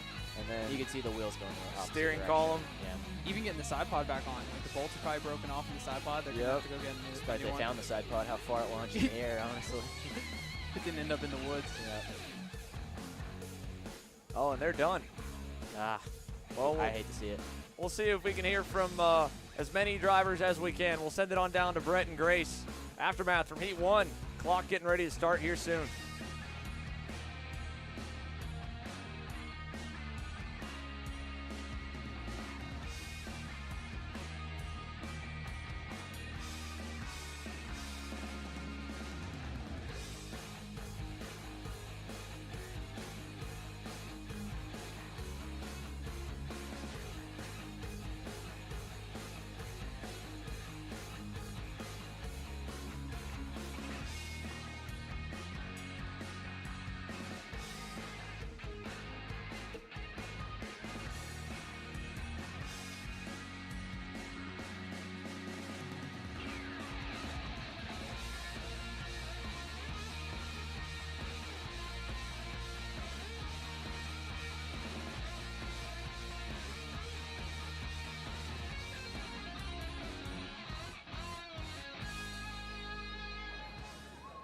Hi, I'm here again with James Overbeck, and that accident was a little bit farther away from where we could see from the racetrack. So could you tell us a little bit about what happened back there? I mean, I started the block early, and I went low in two or came out of two, and then I look over, and he's already on my right-hand side, and then just jumps up on top of my rear tire and cleans us both out. So pretty standard. I'm really upset the cart's totaled, so that's probably the part I'm most upset about. I mean, obviously, it sucks not being able to race tonight after being so good all day, but hopefully we can find a replacement for tomorrow. But yeah, not much else to say. So how does that affect your plans for tomorrow? Will you still be running KA Senior, or are you going to find a replacement? Yeah, we'll find a chassis. These BJR guys, I know they're going to go to work tonight, hard to get it done for tomorrow. Yeah, if there's any other group that I'd be with, I mean, these guys are top-notch, and they'll get it fixed. They wanted to put a new cart together for the rest of the shootout, but I told them, no, we don't need to do that. So I guess we're focused on Sunday, focused on X30 tomorrow. Yeah. It's pretty average. It's unfortunate, but what can you do? Better luck tomorrow. Thanks.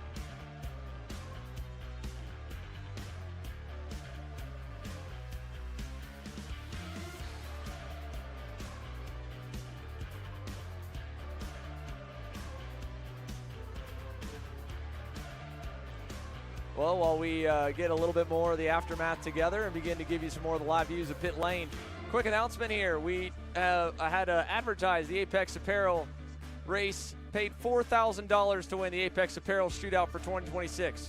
We're wrong, because it has been upped. Huge thank you to Cade Downs, longtime racer here on site this weekend. He's added a $500 bonus to the race winner. It's now $4,500 to win tonight's Apex Apparel Shootout. And this one should be fun. Heat 2 getting ready to go. More of the aftermath and cleanup from Heat 1. A lot to unpack from it. And while we wait on the next interview to go, Alex, Ryan, we're still armchair quarterbacking a bit of that, and equally what we saw, what we heard. So what do you have, Alex? You first. Yeah, I wasn't really that surprised by the carnage that we saw unfold, but it's KA racing. I think it's exciting to watch for everyone, and I think they'll put just a good show in Heat 2. You made a good point too about how easy it is as a driver when you're in it versus this third-person POV. Yeah. How different you can look at the incident. Yeah, absolutely. I mean, from Weston Workman's point of view, he probably feels Overbeck pinched him down. I mean, I would love to hear his take. And from Overbeck's point of view, he feels like he was blocking on lap 3 of a race. I mean, but from a driver's point of view, I feel like you most of the time take your own side, even if you Bit of tunnel vision, wrong. right? Yeah, exactly. Yeah. Well, yeah, $4,500 to win now for the Apex Apparel KA Shootout. We'll head back down to pit lane here as Brett and Grace continue to get us all the action and more close-ups. And down here with Meyer Lewis, before we talk about that race, you were the fan vote winner. So I guess, was that expected? I guess it's your whole hometown vote for you. I guess, what was your surprise? No, I really wasn't expecting it. I just was like, I made it in. Okay. I was like, now I just got to prepare and try this unusual layout. And you said you've never done this event like this before. So I guess, what did you learn out there? I mean, you had to learn quickly. Yeah, the national events are really a fun thing, but doing this, it's definitely something else. I mean, it's kind of like the best of the best. So I was just trying to keep my eyes open and just try to make passes where I can. Then any changes you're suggesting to the car, you guys kind of staying status quo for this next heat? Nah, I kind of just want to fix my driving and just focus on that mostly, so I don't have to put my mind on other things. Well, we'll let Meyer Lewis go, our fan vote winner, but they're not making a lot of changes to this kart, so we'll see how he fares in the second heat coming up in a few minutes.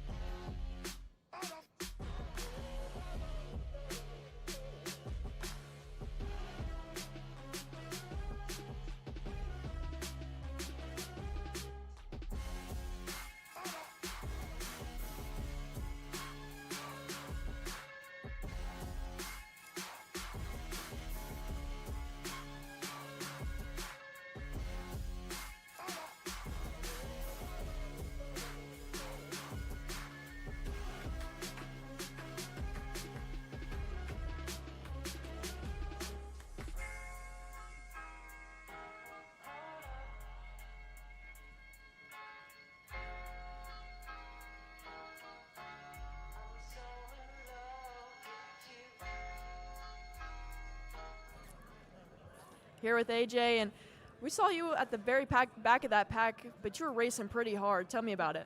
Yeah, I mean, it's always going to be hard out there in the shootout. I started at the back, and very tough to go through this kind of field. A lot of good drivers and a lot of crazy racing. So I was aggressive at the wrong times and not aggressive enough at the right times. So I got to do a little bit better out there, and yeah, we'll start up front next time.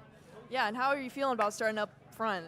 Are you going to try and take it away, or what's the plan? Well, I definitely hope to take it away. I don't want to fight. I just want to be up front. Maybe one or two of us go away, but that's a dream, so we'll see if it happens. There you go. Good luck. Thanks.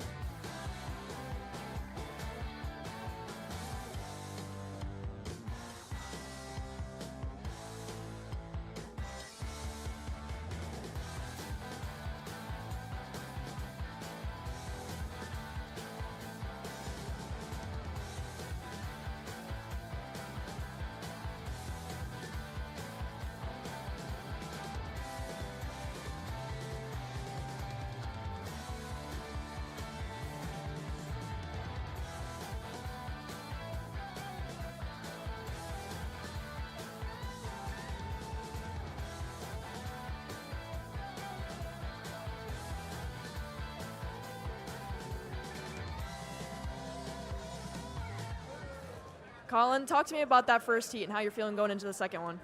Honestly, I don't have that much confidence, but we're making some changes. We're trying some different things. It's my first shootout that I've ever been in, so we're just trying some different stuff. That's awesome. And I see a lot of people going on back there. I mean, what is there to fix? We're just trying some new stuff. I feel like we don't have a lot of grip in the rear, but we have a lot of people to help work, so it's good. And I did see you a little bit earlier watching some video. What's the idea behind that? Just to make sure I'm doing everything perfect, just to dial in everything and make sure that I'm not the problem out on track. Well, there you go. Good luck. Thank you.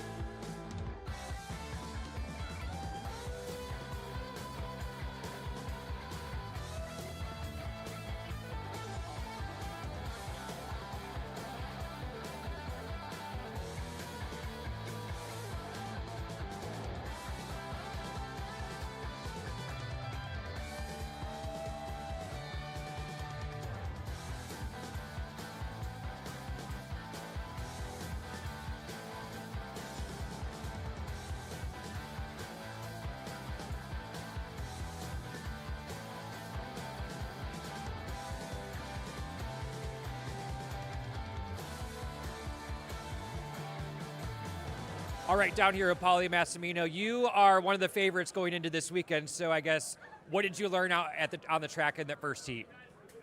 I learned that we have a fast kart right now, so hopefully I can use that to my advantage, starting a little bit farther back. But we'll see what we can do. Hopefully escape the carnage if there is any, and try and push forward. You mentioned starting from the back. I guess, is this layout conducive to a lot of passing? Yes and no. It depends what I guess everybody else does. I feel like it's pretty easy to defend here, so I guess we'll see if people are leaving the door open or not. I know you racked up a lot of money last year. Do you feel like you have a target on your back, or do you think people are going to follow you? I guess, how do you feel going in as a favorite this weekend? I mean, I think anybody's going to do what they can to try and win this race. It's a good amount of money up for grabs, and this track's pretty short, so I don't think they're going to race me any different than they normally would. I think it's just going to be, whoever ends up coming out on top. Did you make any major changes to the car? It looks like you guys kind of made a few adjustments, but nothing major. No, not really. Just trying a few things for the second heat. We'll let Paulie Massimino go back out onto the racetrack for that second heat.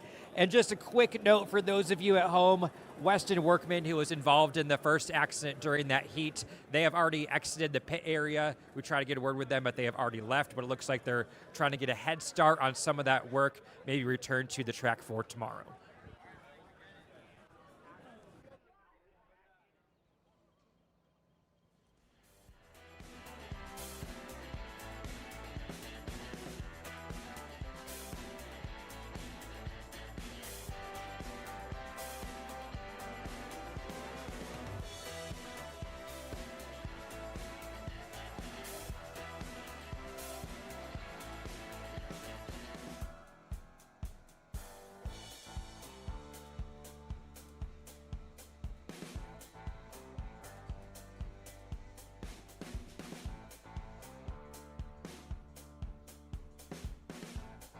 Well, as Brett mentioned, they're already putting go-karts down on the ground. We were taking a look, obviously, back at what is to be expected here from the starting grid.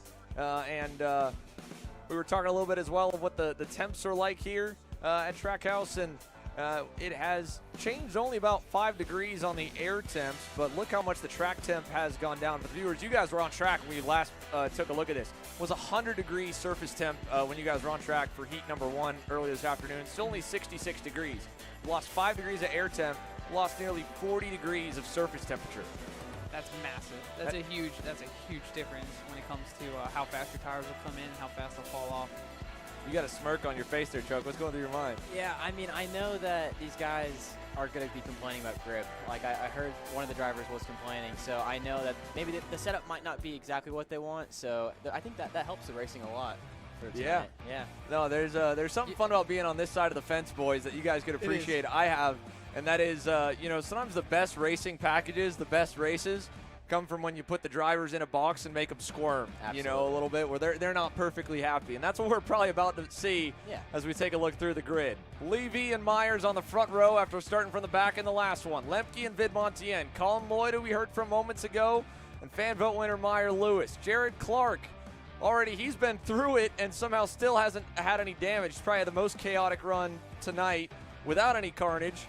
He starts alongside Turney, then Haynes, Christea, Vanchev, Paulie Massimino, and then Caleb Gaffera. We're down to 13 with Weston Workman sidelined for the night, along with James Overbeck. They'll go to work to get their piece ready for tomorrow, and there's a look at the full graphics of the lineup here for heat number 2. So realistically here, if you're Brandon Lemke, you probably got the most conservative mindset out there, but that's also sometimes a bad thing because you end up playing it too laid back. I feel like anytime I'm conservative, I end up getting myself into trouble. Yeah? Anytime. I know Brandon, though. He's not going to be conservative. I mean, the guy's got so much experience over all these guys. I mean, him and Paulie both, and AJ and Joe are going to be the most experienced out there. So we'll see what happens. Well, this should be fun, folks. Here we go again. KA Senior, Heat 2. Take your grid from Heat 1, flip it around, and turn it upside down. And 10 laps goes back up on the board. Levy on the left, and we will not send them green on the first time by. Oh, we looked pretty good there. Yeah. The other part of being on the other side here. We don't have race control comms in our ears, so I'm not sure. But it's not like you guys know either half the time out there. Especially when you're the pole man, you're like, I thought I did everything right. But maybe, someone in the back, might have done something wrong. Maybe. Something was off there. Porter didn't like it. We'll try it again. See what we got here for attempt number 2. Gives them a chance to get their tires a little bit warmer. Yeah, that's true. With the temps dropping now, lights on. I'm sure they're not complaining about that. No, I wouldn't. So, let's go again here. Again, you heard from Paulie. Folks watching at home, we heard from a couple others that'll be starting back there with him. We know this one will be aggressive. Heat 1 set the tone with a wreck for the lead on lap number 2 out of turn number 1. What does heat number 2 have for us in store? The Apex Apparel Shootout, $4,500 now for the main event win, and the road there continues with heat 2. We are underway. And this start, another clean one. So far, so good as they go up the hill, up to full song, down the back straightaway, screaming over 16,000, 17,000 RPMs as they get down to the bowl, and it looks like we've still kept the whole field together. The Magic Man, now we got to get a new nickname for him, as the MPG Kart Republic of AJ Myers commands the field. Lewis alongside Christea on the back there, along with Haynes and Gaffera up and high-siding on the curve. Oh, they're 3 wide further back, too. Gaffera backed out of that. And he's going to end up getting all of the spots because of it. And just like that, they'll lose a couple seconds. Here come the leaders. Myers to Levy. Lemke into third. Lemke under fire now, but defends. Myers starting to defend a little bit, too. He feels the pressure. Yeah, he covered into 5 on the first lap. He's still right on the bottom there going into the corner now. And I think whether it's the lack of grip or more guys figuring out that there is a lot of grip on the concrete, they're able to stay pretty narrow. That turn 5, everyone used to open up a lot more. And now that we've run this layout enough, knowing that you don't really have enough momentum if you back up that or slow that corner down, you can't really get crossed over. Meanwhile, here's Paulie. That's another spot. That's up to 8th already from 12th. So 4 net up for Massimino, the Heat 1 winner, as we get our first lead change. Levy to the front. Yeah, This is good for Lemke. He'll get a free pass right here and follow Levy. He'll be going for the lead, I'm sure, soon in the next couple hairpins. Yeah, because if he gets the win here, that's all the pressure onto Paulie and to Caleb G to try and at least match Lemke's performance from the first heat. But he left the door open. What a move from Myers here. And here comes Clark. That was advantage. That was one car width and nothing more. Yeah, that was close. But Clark got a free pass there, so he's up to third. Good run for Jared Clark. Look how close the whole field is, though. The field up. Oh, yeah. Oh, shades of the wreck from Heat 1, boys, right there. Back with Chris Dea and Turney. Levy's defending I extremely hard. I think the whole group will be here since Levy's going on the defense here. The entire doing a good job entire defending. field will be in this pack here, and they are. Yep. For all 15 carts in a row. One mistake, and you can go back a lot of spots here. And he goes defensive again. Oh! He goes for it. in. And here comes Clark. Clark's going to get up the second here if he can hold it. Not quite, though. And Vanchev in the dirt, too, further back. Meanwhile, Porter giving some kind of signal to the field. Turney able to get by Vitmontien. Massimino follows him as well, so he's got another spot up. And there's Caleb doing the same. Yep. Massimino's doing a good job working his way through. Oh, Lemke. Look at him. He was all the way along the grass there to get by Clark for third. That was tight. He knows he's got to stay in the top three. He knows Paulie will be chasing him down. All right, AJ, you knew that you were able to make a half car with work. Yeah, he's going to cover off an 8 right there. Yep. Not going to get done back with the way he did. And look at Lloyd. That's heads contact. up. Clark got tripped up with Lemke, and Colin Lloyd just went right through as Jared opened up to cross him over. Jared's now on the defense. Here comes Turney, Massimino, and Grafera. That's a tough pack right there. Yeah, for sure. Yeah, you got to cover all the way down. He does. AJ still hanging on. Halfway in, boys. 5 in, 5 to go. Still in the defense for Myers here. It's been a pretty aggressive heat race so far. I don't think that. Oh, wow. Here we go. Massimino on Turney here. Oh, dude. When you get that many together, it just feels like it's a time bomb. It's going to explode at some point. Look at this. Oh, here it is. Oh, Grafera's in the wall. Oh, Vanchev up and over. And Every Massimino. bit of chaos. I don't know if Massimino got through that cleanly, but Grafera is in the wall. So there's second place from Heat 1, in the wall, out of the hairpin. Massimino with some possible damage. We'll have to see. Oh, Lemke! Big diver there on Aiden Levy, and just barely Aiden pulled out of it, turned away, and that could have been another pirouette, tire-to-tire, airborne moment. And if you're Brandon Lemke. All right, look at this. End of the corner. Oh, Turney drives. Oh, wow. And then Vanchev just got caught off because they started slowing down. On the back of He Paulie. had nowhere to go. Look at the sparks, man. goodness. He rode the He whole was on short Paulie shoot. for a while. Wow. Oh. I was going to say, if you're Brandon Lemke, you're going to be liking this situation because Paulie, of course, got tripped up back there. Paulie was lucky to get out of that. Dalton Haynes to the pit lane. On the outside for Lemke. There's contact, but he loses another position. He Lemke tried it. tried to hold it around the outside. That's tough there. Yeah. It's a good note, though, for the main, right? I mean, you want to kind of try a couple things, see if they work now. Of course. Within reason, Yeah. without going in the wall You or also anything. want to finish. It's on the limit of reason, I feel like. Yeah. It was I feel clean. like- Yep. I feel like at this point there's 2 laps to go, 1 lap to go. You want to make sure you finish the race. Yeah, I think the white flag might have just come out a lap early. Timing and scoring shows 2 to go. They had that false start, too. Oh, you're right. Yeah. Took away a lap. So if so, this is it. Myers, Lloyd, Levy fighting for all he's got back for third. Let's see how far. Oh, is the crossover Lloyd going to work crossover. this time? He's got it. Oh, Not quite. That was a big break. He cut AJ. Meanwhile, Levy's Levy's off. backwards. Aiden Levy spun around. AJ Myers saw the white flag last lap. Will the checkers be out this time as they fight for third? Yes. AJ wins Heat 2. Lemke third, Turney fourth. 1 off. Chris Dea. Oh, man. He about climbed into the pit lane right there, boys. Just about. He kept it going, too. Another He right back exciting- on like nothing happened. Another exciting heat race here. There was a lot of action in that race. Yeah, that was a little too much, honestly, to call all of it. Crazy stuff. Yeah. AJ Myers victorious on his second ever weekend on a Kart Republic chassis and with the MPG crew. Whew. 2 heats in the Gotta catch your books. breath, Xander. Yeah, that one was wild. Brandon Lemke second. So now he's got a second and a fourth. Paulie Massimino has a win and a 6th. Caleb Gaffera was tracking good till he ended up in the wall. Dalton Haynes pulled in. Colin Lloyd, I think the transponder must have stopped working for him because he obviously crossed the line there in second. So that put Lemke back to third. If so, Turney fourth, Clark fifth. We'll see what they do about that. He obviously clocked across the loop early in the session. And then, yeah, Aiden Levy spun around backwards on the final lap. I don't know if we have an angle of that either. There's a lot of replays we're going to need from that one. Did we see what happened to Haynes as well? Because he Where fell is back quite a he bit. pulled in. I'm not Okay. sure what. We got word that he had pulled in early. Sure. Okay, and here's the replay in the last lap. So Levy, Lemke's behind him. Did he clip the curb? I don't know. No, I think looks you like boys it need just to watch got this one more bottled time up. here. It Yeah, looks like watch. they just got bottled up. Look at the back end of Levy right from here on.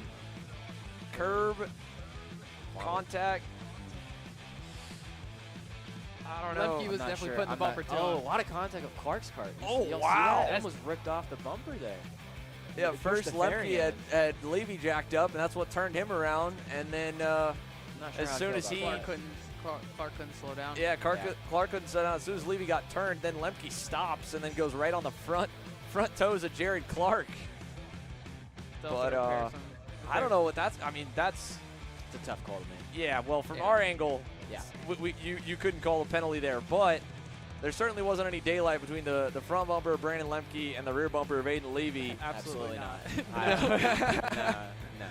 No. That one will probably. And so if that's the Definitely didn't case, cut him any breaks. that would put potentially Paulie back onto the pole because he has a Believe so. 6th and a win, I think. Or Turney, if he moves up all those spots. I mean, Joe was 3rd in that opening heat race too. So if we take a look back, let's see if we can see what. Depends what they did with Lloyd's transponder issue as well. Yeah, because Turney Yeah, has Joe a Turney. 3rd, and then this would be, well, this was provisionally 4th. And then again, Brandon Lemke, Aiden Levy together. And then look at this. Wow. He Caught was our out of camera. frame. Yeah. Got out of frame. Caught Kale off Pretty guard. good I mean, save. you know, Kale Zimmerman, he has won every CKNA event -1, and that was because he was working the Turn 1 camera with us in Jacksonville. He's down here on the Turn 1 cam at Trackhouse, and he has had action at both of his weekends this year on the camera. Absolutely. I'm impressed by the run Myers had. I know he hasn't run much single speed over the years. He's been in shifter for a while now. Yeah. No, that was really good. One of the last times I think I've ever run at Trackhouse Motorplex or in a KA Kart actually before our season all the way back was a club race here, and me and AJ were running around 9th and 10th on some B-motors. There you go. He gets laps around here pretty good. Not as much as everybody maybe thinks he does, but he knows how to get around this place. He has a lot of experience. I think the hardest thing is just figuring out the racecraft again too, right? Because from shifter racing, it's just totally different. Oh, night and day. I mean, and the aggression is crazy. I mean, you don't see the younger drivers running in shifter. You got a little bit younger drivers.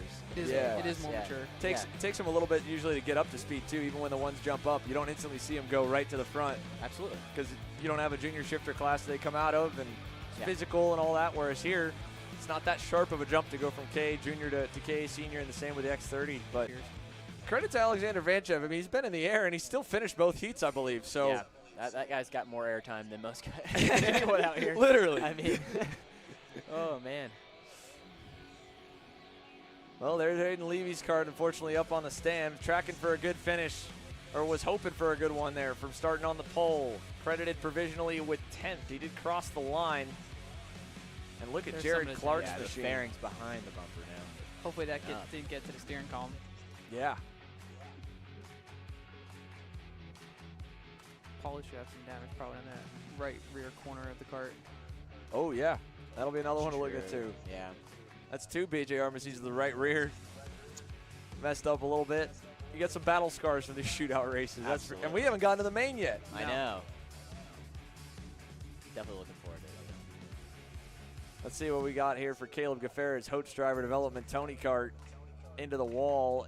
Granted, it's slow speed the way he hit it compared to the impacts that Weston and James had earlier. Yeah, you're coming right out of a hairpin, so you know you're going a lot slower. So I mean, that's best case scenario. Yeah. Yeah. Steering column, tie rods looked okay. They'll be able to replace anything that they need to on that front end to make sure he gets back out there for the main. 100%. Well, let's send it back down to pit lane for the final time tonight here before the action. More to unpack. Heat 2 in the books here for KA Senior for Apex Apparel Shootout.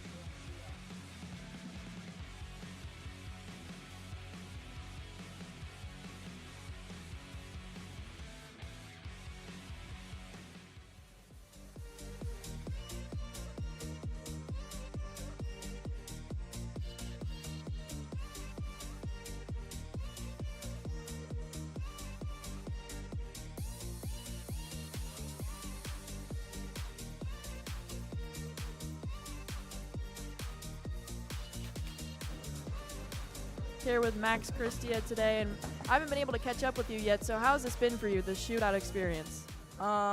Last year it was I almost won, but I got taken out in the hairpin, and I did exactly what happened in this race. I blocked the whole race, and now I see how it feels to be in the back. It's awful. You can't open up, or you can't. If you stay deep, you can't pass at all. Coming into the hairpin, almost everyone went off. So it's just like everyone's taking each other out, and everyone's racing for like their life. Well, for money, actually. But what's your mindset going into this final? Are you just going to try and survive, or are you still trying to aim for that money? I'm still trying to aim for that money. I mean, if I have the pace, I know I'll get up there. Just if they do that the whole race, it's just going to be really annoying, and it's going to be hard to make the passes. Yeah, just trying to get up there for now. All right, well, good luck for you. Thank you.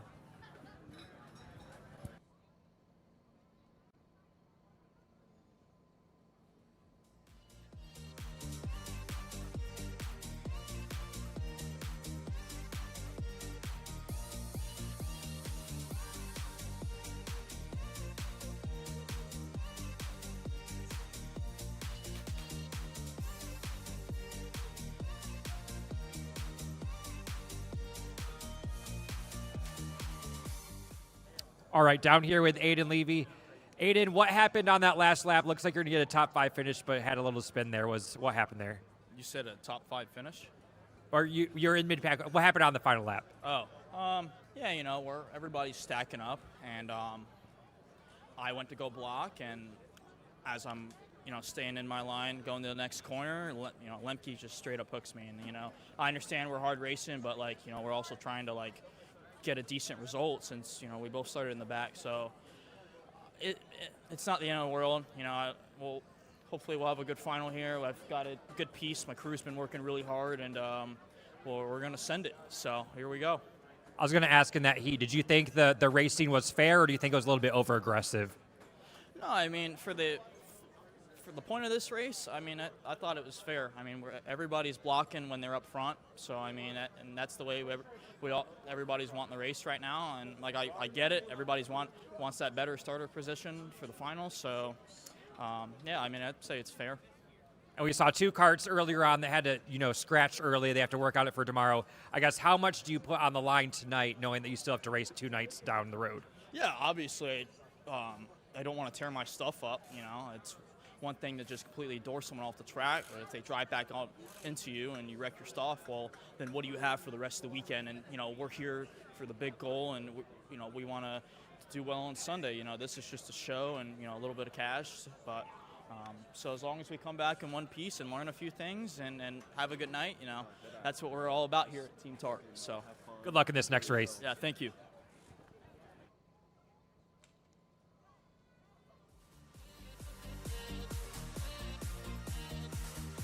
Here with Caleb G. And Caleb, that race was not ideal for you. It wasn't your best performance so far in the shootout. Tell me about it. I mean, we were starting from the back. We were all kind of held up. Me and Paulie, after going 1-2 that last heat, we were at the back, and we were like, all right, just trying to play it safe. And unfortunately, I got on the outside, and we were 3 wide going to the hairpin, and I was like, well, this isn't going to go well. And I was like, please, Joe. And then I was going through the wall. And, I was like, well, we'll figure it out for the final. And do you know about where you'll be starting for that final? I'm going to guess 6 or 7. Good guess. And how are you feeling about that? Pretty good. I'm pretty sure we can still win it. I mean, we came out here last year and got it done, so we're going to go for it again. Right. Good luck. Thank you.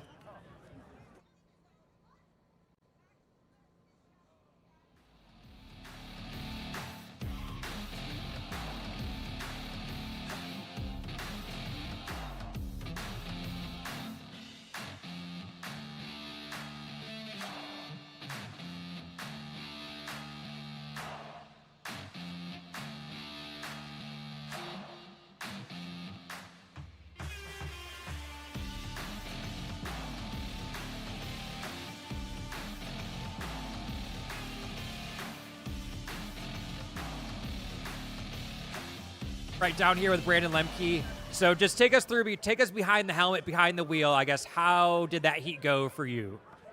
Pretty good. I mean, as expected, shootout shenanigans. It was just a lot of blocking, a lot of trying to pass and blocking in the grass, passing the grass, the whole shebang. And I don't know. The cart feels really good. We're not thrashing on it, which is always a good sign.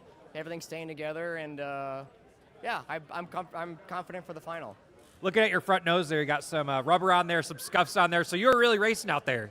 Yeah, I don't know if that was from that time or the time before, just earlier in the day today or whatever. But definitely getting into like rubbing bumpers a little bit there, and just trying to stay clean the best I can. But everybody's so tight, you don't know what anybody's gonna do, and just trying to react so quick to each other, it's damn near impossible. So, but yeah, it's still going good so far. Everything's in one piece. And then I've been asking a lot of drivers this. So this is only the first night. So I guess, how hard do you push it in this last race here, knowing that you have 2 more nights of racing, and you obviously probably want to use this car the whole weekend? Yes, definitely. I mean, we're definitely fast in the throughout the day and everything. I know we qualified like 17th, but we won our first heat race. The kart's on rails for sure, so I want to be a little careful with it out there. I don't want to get in too much trouble or anything like that, but I still want to go fast. And if I have to. If I'm going to crash or win, I'd obviously rather win, but I just want to stay out of harm's way as much as possible and try not to destroy the kart or work the engine too much and just make it home in one piece. And just last question for you. They talked about it in the booth. The weather has changed drastically in like 2 hours. The track temperatures dropped more than 40 degrees. Have you noticed that at all behind the wheel? Yeah, a little bit for sure. You definitely don't have as much grip. We're just kind of combating it with tire pressure. And to be completely honest, our setup is the exact same as it was all day today. I'm almost down to the tire pressure. So it's not a huge difference. You just kind of have to adapt to it driving-wise and just go from there. But yeah, we're really happy with the go-kart. I think we're making one minor change, but we're loving it. Good luck out there. Try to win some money. All right, thank you.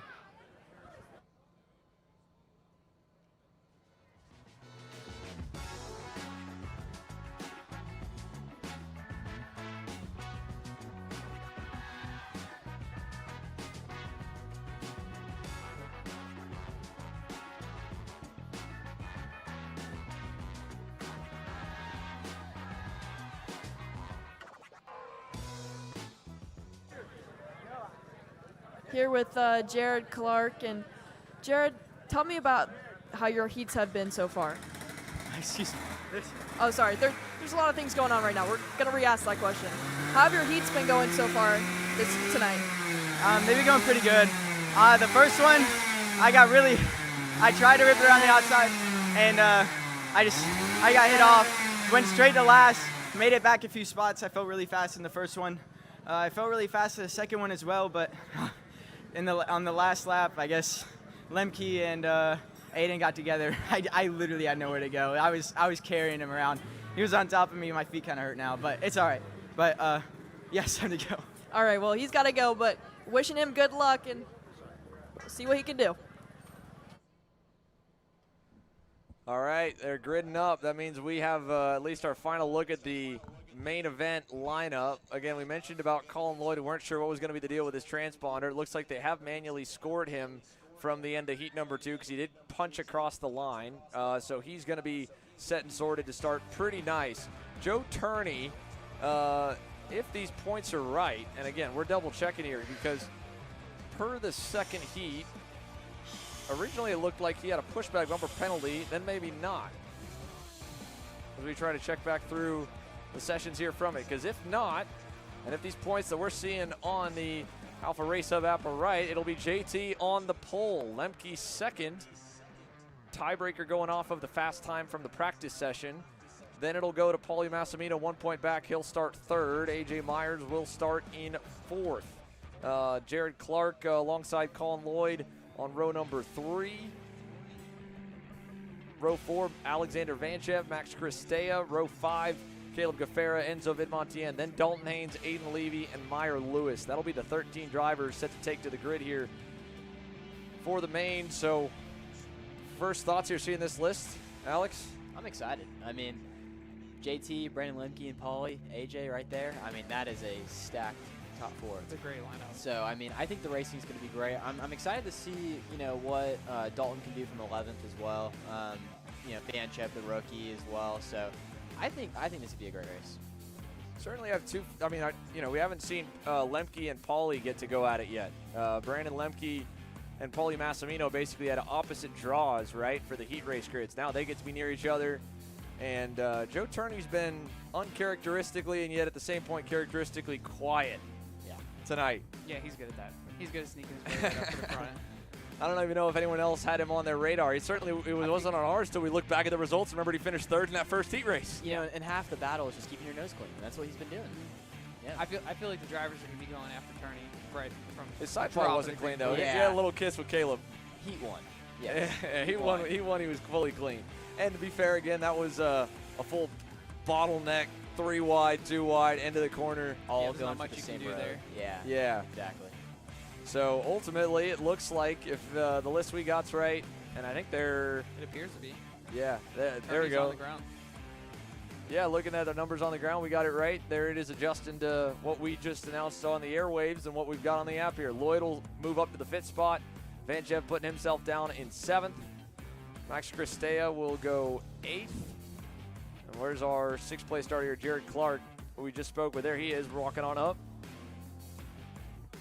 $4,500 here for this one. $500 bonus. Thank you, Kate Downs, for adding on to the Apex Apparel Shootout. That's a pretty big swing from P1 to P2. Alex, your girlfriend's here. Would you wreck Brooke to take an extra $3,000 home? Yeah. No question? Not even a thought? No. He didn't even hesitate. No. Dude, not at all. No, not at all. No hesitation. Oh, man. This will be a fun one. I'm in trouble, man. Yeah, well. Yeah, you're definitely in trouble. It's all right. We've got you for the next 20 laps. Xander After that, it's on you. Xander set you up. There's a lot that anyone would do for $4,500. Tonight, we're getting ready to see over the next 20 laps what these 13 drivers are willing to do. What is Joe Turney willing to go to? He has, as we mentioned, flown under the radar just enough to be at the top of the heap on the points tally after tying with Brandon Lemke and getting the pole off the tiebreaker. Crazy enough, the starts have actually been clean. We've made it through the first lap in both heat races with everyone. Now, I say that, knock on wood here in the booth. I feel like the starts have been the cleanest part. Starts have been the cleanest part. It's about lap 3, lap 4. Yeah. That's when it usually unfolds. Yeah, it's like everybody goes out there and the adrenaline wears off the start, and then you remember it's a shootout race. Yeah, you're And running then out they of start, time. Then they start driving. I got different. money on the line. Not 20 laps. Oh, this will be exciting. This will be fun. Engines fired up here. The Apex Apparel KA Senior Shootout. Final session of the night under the lights here at the beautiful Trackhouse Motorplex. 6th running of this event, the 6th running of the Friday night KA Shootout. And we've got Lemke spun around in turn 1 out of the pit lane. That didn't wake you up. Not a great way to start. That'll do it. Yeah. Well, nothing like knocking your mojo down for a second. Or maybe getting the nerves to go back to 0. He's got to make his way all the way back up to 7 as well. He's lucky it's a small field. Yeah. Oh. A little less embarrassing or maybe more. I don't know. There's less go-karts to pass that side-eye you down for spinning out there but the fences are lined. Oh, man. Well, there's a look at the lineup of what we'll have, and I believe it looks like the transponder there in 6. That's the swap they did for Colin Lloyd to make sure he'll be good. We'll get ready. 15 laps here for the shootout distance per official timing and scoring. Lemke's got himself back to the front row. We're ready to bring him to you. 15 laps, $4,500 on the line. The Apex Apparel KA Shootout is green here in 2026. Aiden Levy was already pulling out of line, and Brandon Lemke's just got the jump start. Oh, man, he gets the whole shot up the hill as they all scatter up to turn number 3. Full song down the backstretch, and Lemke with the lead over Turney. Side by side to the bull. Lemke's going to hold it, though, and Joe now has to defend from Massimino. Yeah, there we go. The 3 heavyweights up front. Myers into 4th. Levy already trying to go to work to pick up a spot as Lemke's going to instantly bring him to the low side into turn. Everybody's going to do the same they're thing. Defensive right from lap 1. There we go. 1 lap down. 14 to go. A little bit of a separation from the top 4 back. Yeah, this will bring the entire pack in. If we're going to go defensive this entire lap, 5th will catch up. Yeah, they'll get close, but that's again if 5th does. He goes wide. Big moment. And look at Pauly trying. Oh, but AJ's It's got so the hard move to done. send it around the outside there. Especially right now, that surface temp's probably down below 60 degrees. There is no grip anywhere, much less on the outside. And you're on a much higher gear on Here this comes short Christie track. and Clark now. Yeah, that too. Both of which. It's the entire field catching up. Here we go. Lemke across the line will lead us to lap 2. Here comes the rest of the pack. Turney playing nice so far. Lloyd will make up a spot on Clark as they go back up to 3. I mean, if you're turning at this point, you want to get around Lemke as fast as possible. He drops a wheel. Yeah, way out of shape again in turn 3. Oh, puts a bumper to him. And Brandon too. I mean, having dirt on the tires, he's going to be out of shape in the bowl, but he He's gonna have to park it. covers. He's going to have to, but he gets under the inside. That's going to be tight. Oh, he's going to try to hold it. And Turney muscles his way by, and there's Lloyd in the air. Off Christea, and Myers to the outside. Paulie's got second. Paulie.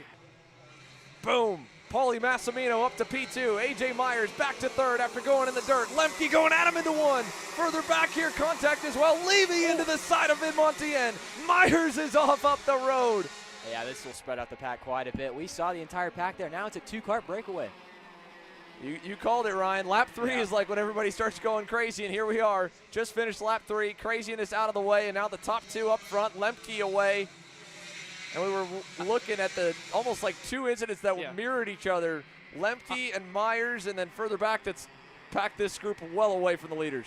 I'm really interested to see how Turney and Massimino deal with this. If they go defensive on each other, they start battling, or they just play it smart. Jared Clark just fed the left front into Max Christea's side pod. Welcome to the big leagues, rookie. That was rough. Meanwhile, and he's still in the defense, and Lloyd on the inside and can't get it done there. AJ will rip the high side though to get by Lloyd. What a move! Trying to go back forward. And Haynes now on Colin Lloyd. There's a little bit of contact, but he gets it done. Yeah, Dalton started 11th. Yeah, great move. Knocking on the door of all on the defensive, but AJ gets in the back and there's contact, and Clark's around. Oh, he moved him up a little bit, and AJ's done. He's out. And he's not happy. He's not happy about it at all. That is some damage to that MPG. Clark's not happy either. That was an AJ Myers signature hand. He's got his own. He's got his own American Sign Language right there. That classic hand motion. I feel like I've take the DQ. You can't take the DQ for the next day. Nope. He's got his own translation. Yep. Meanwhile, now Haynes, Vanchev. This is now 5 seconds away from the top 3. And they're still going defensive, so the This gap's isn't- just going to keep There's building. no money here, There's no by the money. way. I was just going to say, there's no money. Top 3 is the money, if I'm correct, right, Xander? Yep, yeah, so top this 3. is not money. This is just Wow. This is just for pride, I guess. Pure racing. Yeah. Oh, but they're battling for the lead here. All right, Paul let's and look at Jared. this. AJ roughing up Jared a bit. AJ went. I don't. Where were you going with that, Ryan? AJ went a little wide. He was definitely not leaving him much room, but understandable. Well, now that we've had a change in the lead, that's brought Brandon Lemke back into it. 3-kart race now. This will be exciting, hopefully. And early it looked like AJ might have been the only one, I think, to hold a candle to these 3. So as much chaos and as many big names we've lost already, I feel like we still have the 3 best go-karts from tonight's races so far. Yeah. Huge in gap from 3rd to 4th. For as much airtime as Vanchev has gotten this, tonight, he's up to 4th. It's impressive. I mean, it's impressive. Yeah, for sure. Yeah, we need to have a clock or a counter after this to go back and see how many seconds he spent off the ground tonight. It's been a few, for Definitely sure. more than any other driver. Yeah. So now, as we get to halfway, this is now just 2 different races unfolding, right? You have a brawl for 4th on back, and for the money right now, Calm, Paulie Massimino trying to add another shootout win. Joe Turney won the most money in a single weekend. So you have the 2 basically, the 2 record holders up front here. Paulie Massimino's won the most shootouts. I think he's probably pocketed the most cash over the 5-year run. Joe Turney's only been at this event one other time. In that one weekend, he won the most cash in a single weekend haul. And Brandon Lemke has never won a shootout. In fact, these shootout races have been anything but kind to Lemke.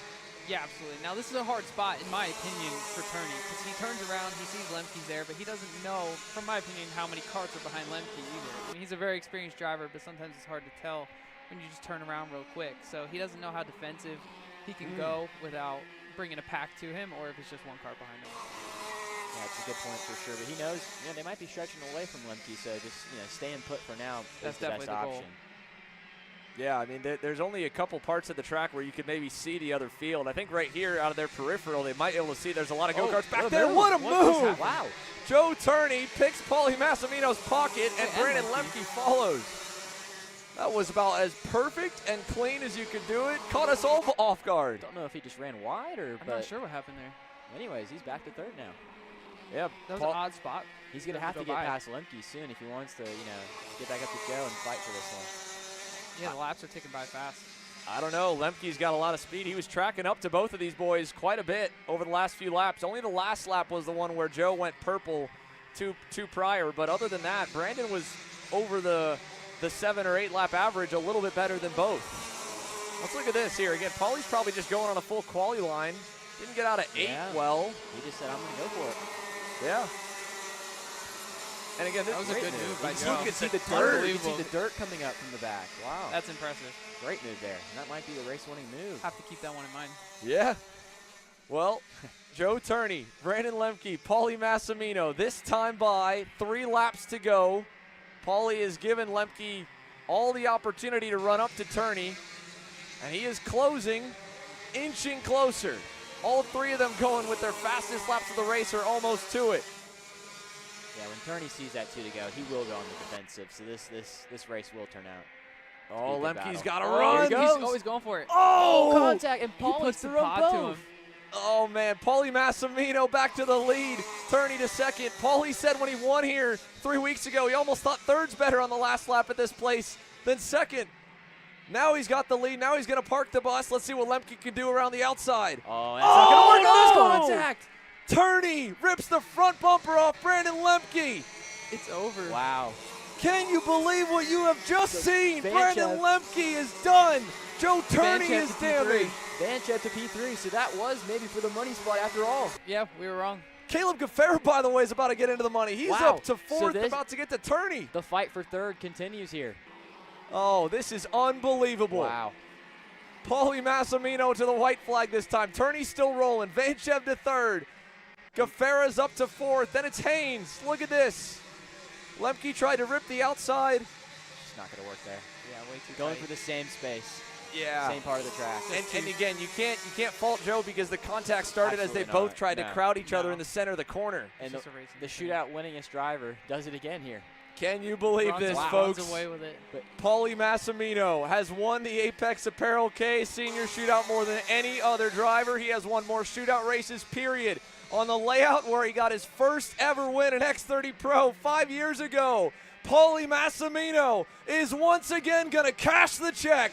$4,500. Massimino wins the shootout. Joe Turney second.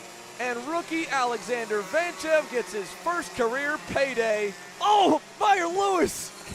Second time we've sent someone up the hill. Oh, it looks like Kart might have had an issue at the end, too. He's slow across the line. Yeah. Probably still has some lingering damage from that incident with Myers. Here's the biggest gut punch for Jared Clark. He went purple on the second to last lap.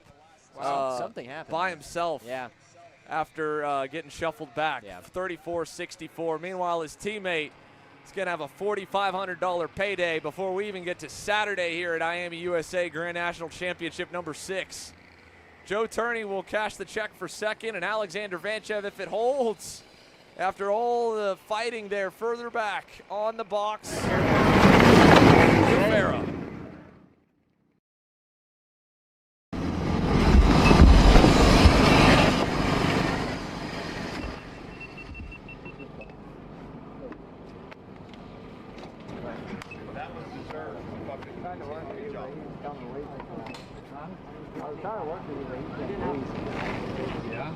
When I was watching you, he wasn't really coming. I don't know if he was just chilling. I think you were bigger on the sprocket than I was. Yeah, I went up for the second heat. I don't know why even how I went up in the second heat and it wasn't good. I couldn't even. Whatever you want to do. We probably crashed in the hairpin before the last game. What'd you say? We crashed in the hairpin before the last game. So I was hanging my outside like it doesn't happen. Racing? What'd you say?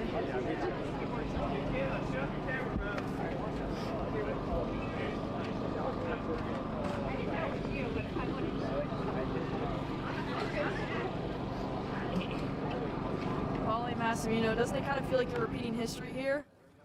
Yeah, I guess. I mean, it always feels good, especially having Apex Apparel sponsoring the class.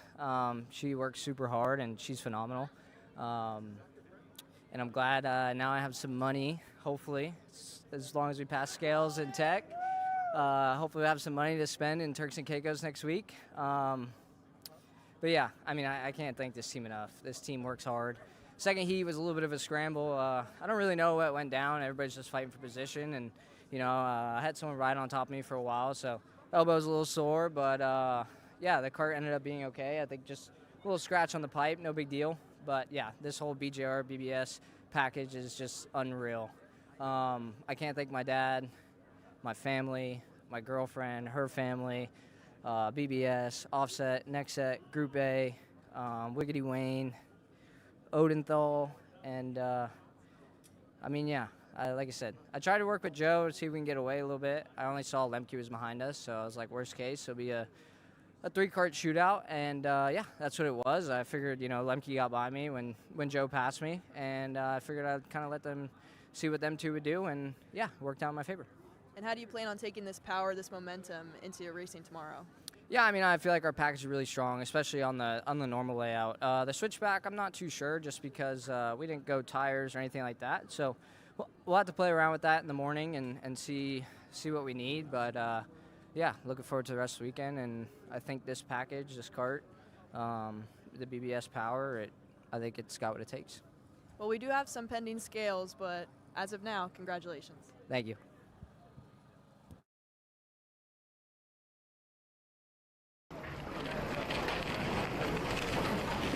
Not too bad. I had to move everyone out of the way. Down here with Alex Vanchev as he pushes his car through the scales, coming home third. Real quick, it looks like you guys were 5 seconds behind, not even in contention for any money, but then on the last lap, you were able to make that pass. Take us through that last lap, what was happening there? Yeah, I mean, in the beginning of the race, it's just chaotic racing. Like, it's crazy. That's why Paulie, Joe, and Brandon got such a huge gap, you know.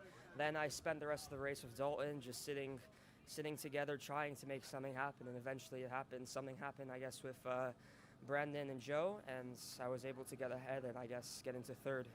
Congratulations. We'll let him get through the scales, not held up the line here, but third place finish for Alex Vanchev.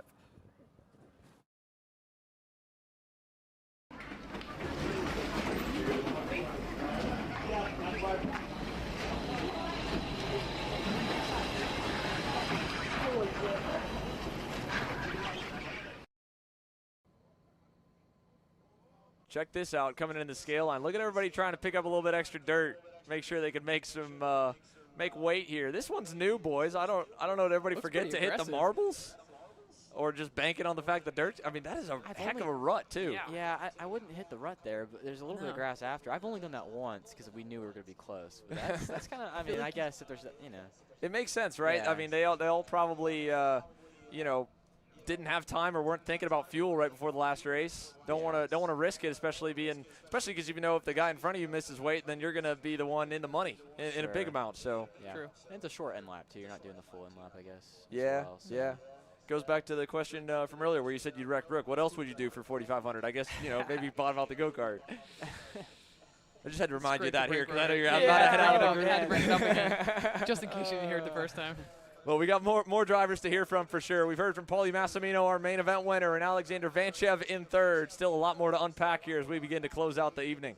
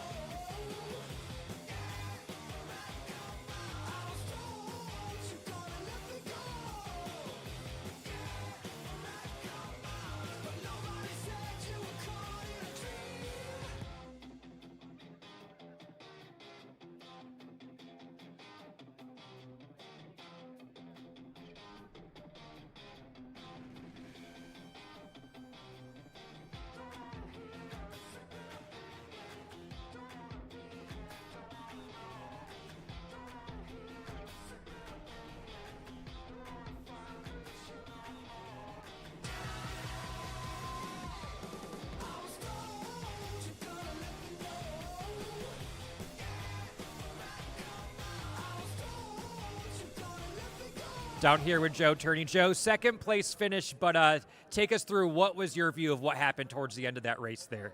That was good. I mean, I think I did a good move on Paulie here into the chicane, gave me a break, and then felt like I did 2-3 good laps, but they still got back up to me. So I was defending, but trying not to like white line like crazy and stop the race too much.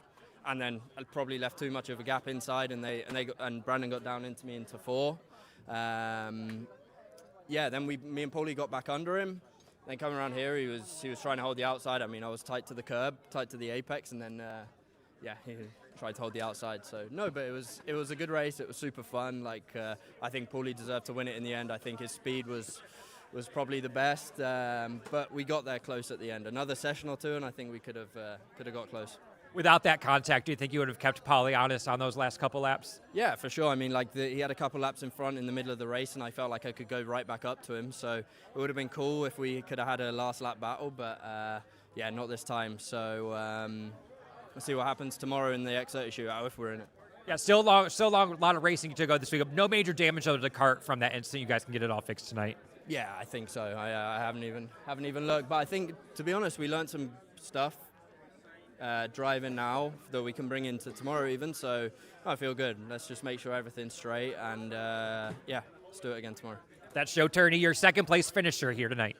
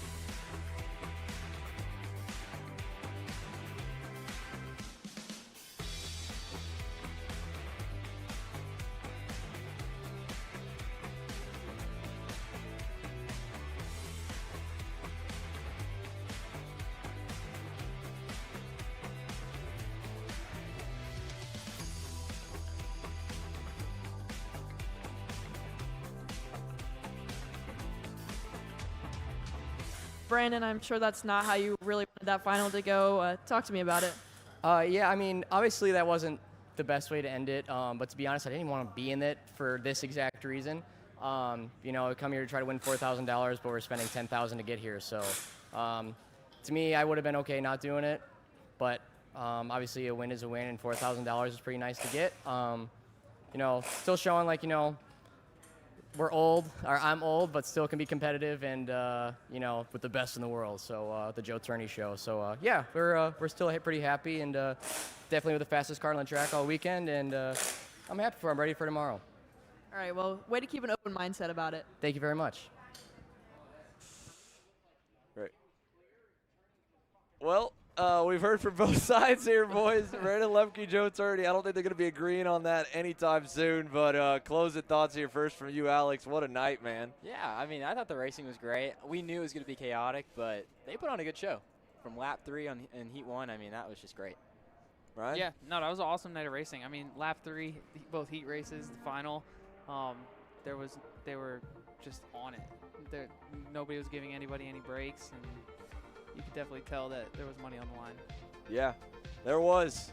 And we're about to award it here. Podium's getting ready to go underway soon. We're going to let our hard-working track crew that have been out there all day long, bringing all the coverage, come on in here in a moment.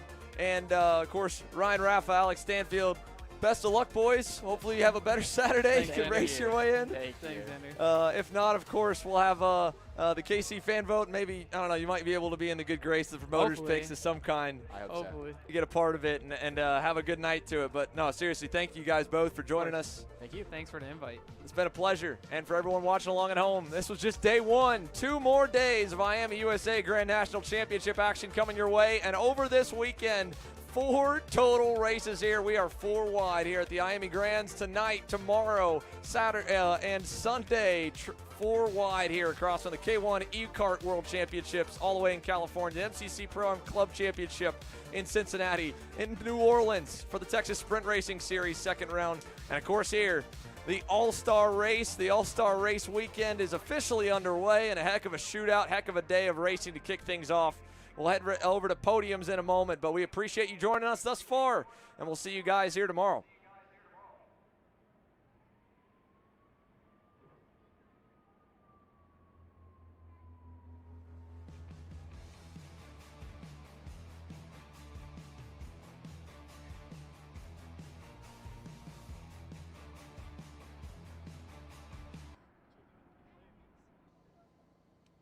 Yeah, question. Can you get me the fuck out of here?